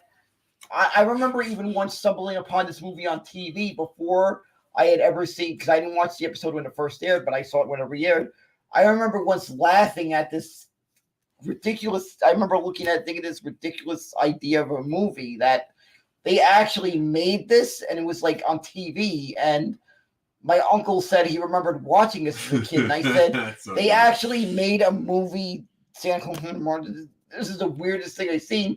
And then what made it really even really hilarious at the idea that they even made this movie, when I found out that Mystery Science Theater 3000, that movie was part of an episode, I watched it. That is part of my Christmas viewing, that episode. Actually, both Christmas. Oh my God, he's yelling. Both Christmas episodes of MST3K are essential Christmas viewing. The Santa Claus Conquers the Martians, and this movie, it was titled Santa Claus. And the plot is just a really weird, outrageous plot for a Christmas movie. If you haven't seen the episode, best way to describe it. Trust me, if you've seen it, this is one of those cases. Remember, I said MST3K took with the movies they would source were sometimes these weird movies from overseas that were released as an English dub. Right. This Christmas movie they watched in an episode. It was during the Mike Nelson years. It was some Christmas movie from Mexico, of all places, that was dubbed in English. And the weird concept, like Santa Claus having to deal with some demon, battle of demon, the best way to describe it. My grandmother wouldn't approve of that. I'll tell you that much. But it was Santa Claus fighting a demon, pretty much. Okay. And it was just a weird. I mean, I don't know where some of these studios overseas got the idea for some of these movies. But MST3K got which, in case you never knew about the show, where they got these movies. They sourced them from overseas half the time, or maybe some old low-budget sci-fi film from like the 50s and 60s, sometimes 70s. I think they even stuck in a couple of made-for-TV movies, because there was this one movie I remember laughing at that was a made-for-TV disaster movie. And I mean disaster in it, the fact that it was a disaster movie and the film was a disaster. This movie titled Avalanche. And I've never seen a disaster movie that it took almost, I don't remember the correct time marker on the movie, but my memory is correct. A half hour in, the disaster doesn't happen until a half hour into the movie. Is that ridiculous for a disaster movie? The disaster in the movie doesn't happen in a disaster movie, but the disaster doesn't happen until a half hour left of the movie? Again, this was a made-for-TV movie, a real movie that was made called Avalanche. I think it featured some sort of noticeable actors in the 70s, but it was like very late in the movie when the avalanche happens. Like, it was almost the best way to describe it. Remember that version of the Hulk with Eric Bana? Remember how you had to wait until almost an hour and 10 minutes into the movie when the freak accident happened? You see these superhero movies, they pace it right. They know how to pace the movie. The freak accident sometimes happens in the first hour of the movie, right? Am I right? Like you're working on a bit. Are you working on a bit right now? Well, sort of a bit, but you've seen those superhero movies. The freak accident that makes the superhero always happens maybe the first hour of the movie. Remember how far into the movie the Eric Bana Hulk got to the freak accident? Right. That is the best way to describe Avalanche. Basically that, like a half hour left into the movies, in the movie, and there was Yeah, look, David Chandler. The disaster says happened. that sometimes there was a buildup. Yeah, but the build up, but taking so long for the build up. Right. I never quite got taking too long to the build up. Your disaster movie. Well, speaking of taking too long to the build up, I think we should probably put a little bow on this beautiful. You get it? Yep, and I guess. Well, I'm going to close this with a classic line that you would see in a lot of MST3K episodes when you see the guy that be forcing Joel to watch the movie. You know, you see the guy that can't really be saying. You see these two guys that were sort of like villains that were calling the Mads. Like, you see this guy before they be saying to Frank, "Push the button, Frank," and it would cut to the credits. All right, so. You hit the close button to end this. When I say push the button, Frank, you did it. You're supposed to end the recording. Oh no, we're not done. Plug your Twitter and your podcast. Oh yeah. When I plug it, yeah. My Twitter Bobo103NYC, Instagram Bobo718DK, and this YouTube account. You see my content. Not just this, but other content I post on this YouTube. Podcast. Also, Best Seat in the House podcast. Watch them with me and my good pal, Robert Kramer. We premiere the episodes. We tape them on Wednesday, but we premiere the new episodes every Thursday. Okay. We have a lot of New York sports talk. We also talk about maybe, especially if some you can get that on YouTube. You can get it on Apple, iTunes, Spotify. Yeah. Is that correct? Yeah, exactly. All kinds of places. Primarily YouTube, right? We're still working on some. I think there's some other things, but the place you can always definitely find it, you'll definitely find it on YouTube. We're very consistent with that. The new episodes on Thursday. We try to have them available around the morning, but yeah, you can watch me and my very talented co-host Robert Kramer, a great guy. We are working on some live events with that show, by the way. Very cool. I'm going to be talking to some people, maybe doing some live events. I would even love to maybe do some road shows with Best Seat in the House podcast, some various events. Very nice. So that's Bobo stuff, and I am at Steve Can't Lose on Twitter, and I also have a podcast called Bluntsmoker Video, which is only on Spotify right now. But we are releasing our Christmas episode in a few days. I've got a playlist of all of the current episodes available right now. And this is a podcast where me and two movie producer friends get high on cannabis and we discuss a single movie each night. So actually, as a little teaser. And I said MST3K the movie. As a matter of fact, I thought it'd be a great idea also to do an additional, and this is another episode. We could do this is sort of an MST3K. The actual movie that was part of an MST3K episode, Man Knows the Hands of Faith, because of the backstory behind it. I think it'd be interesting to see our little comments. We'll get you on soon. But yeah, look, thank you again, David Chandler. Look, Alva Lanker just popped in. Oh yeah, hi, Alva Lanker. But we just wanted to also say that thank you very much, everyone who checked in today. I think we'll end up putting this on his YouTube. So anyone who's checking this out in the future as well, hello to you. If it weren't for you guys sticking around and getting up to like 20. Yeah. We'll have this thing on for a week because this is mostly a test show, so it might be on for a little while. If you want to take it down, that's all good. We'll figure this whole thing out. This is just a test show. Yeah, we're working on because I feel like the next one will be more polished. Yeah, well, you gotta be producing. And in the context of the show.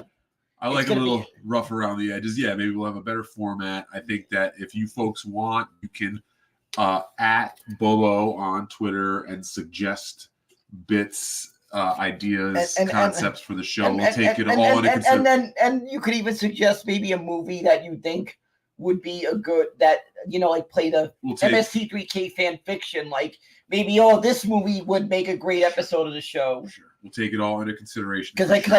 I sometimes do that myself with various movies that I've seen. Like, this one will make a good episode. Would have made a good episode.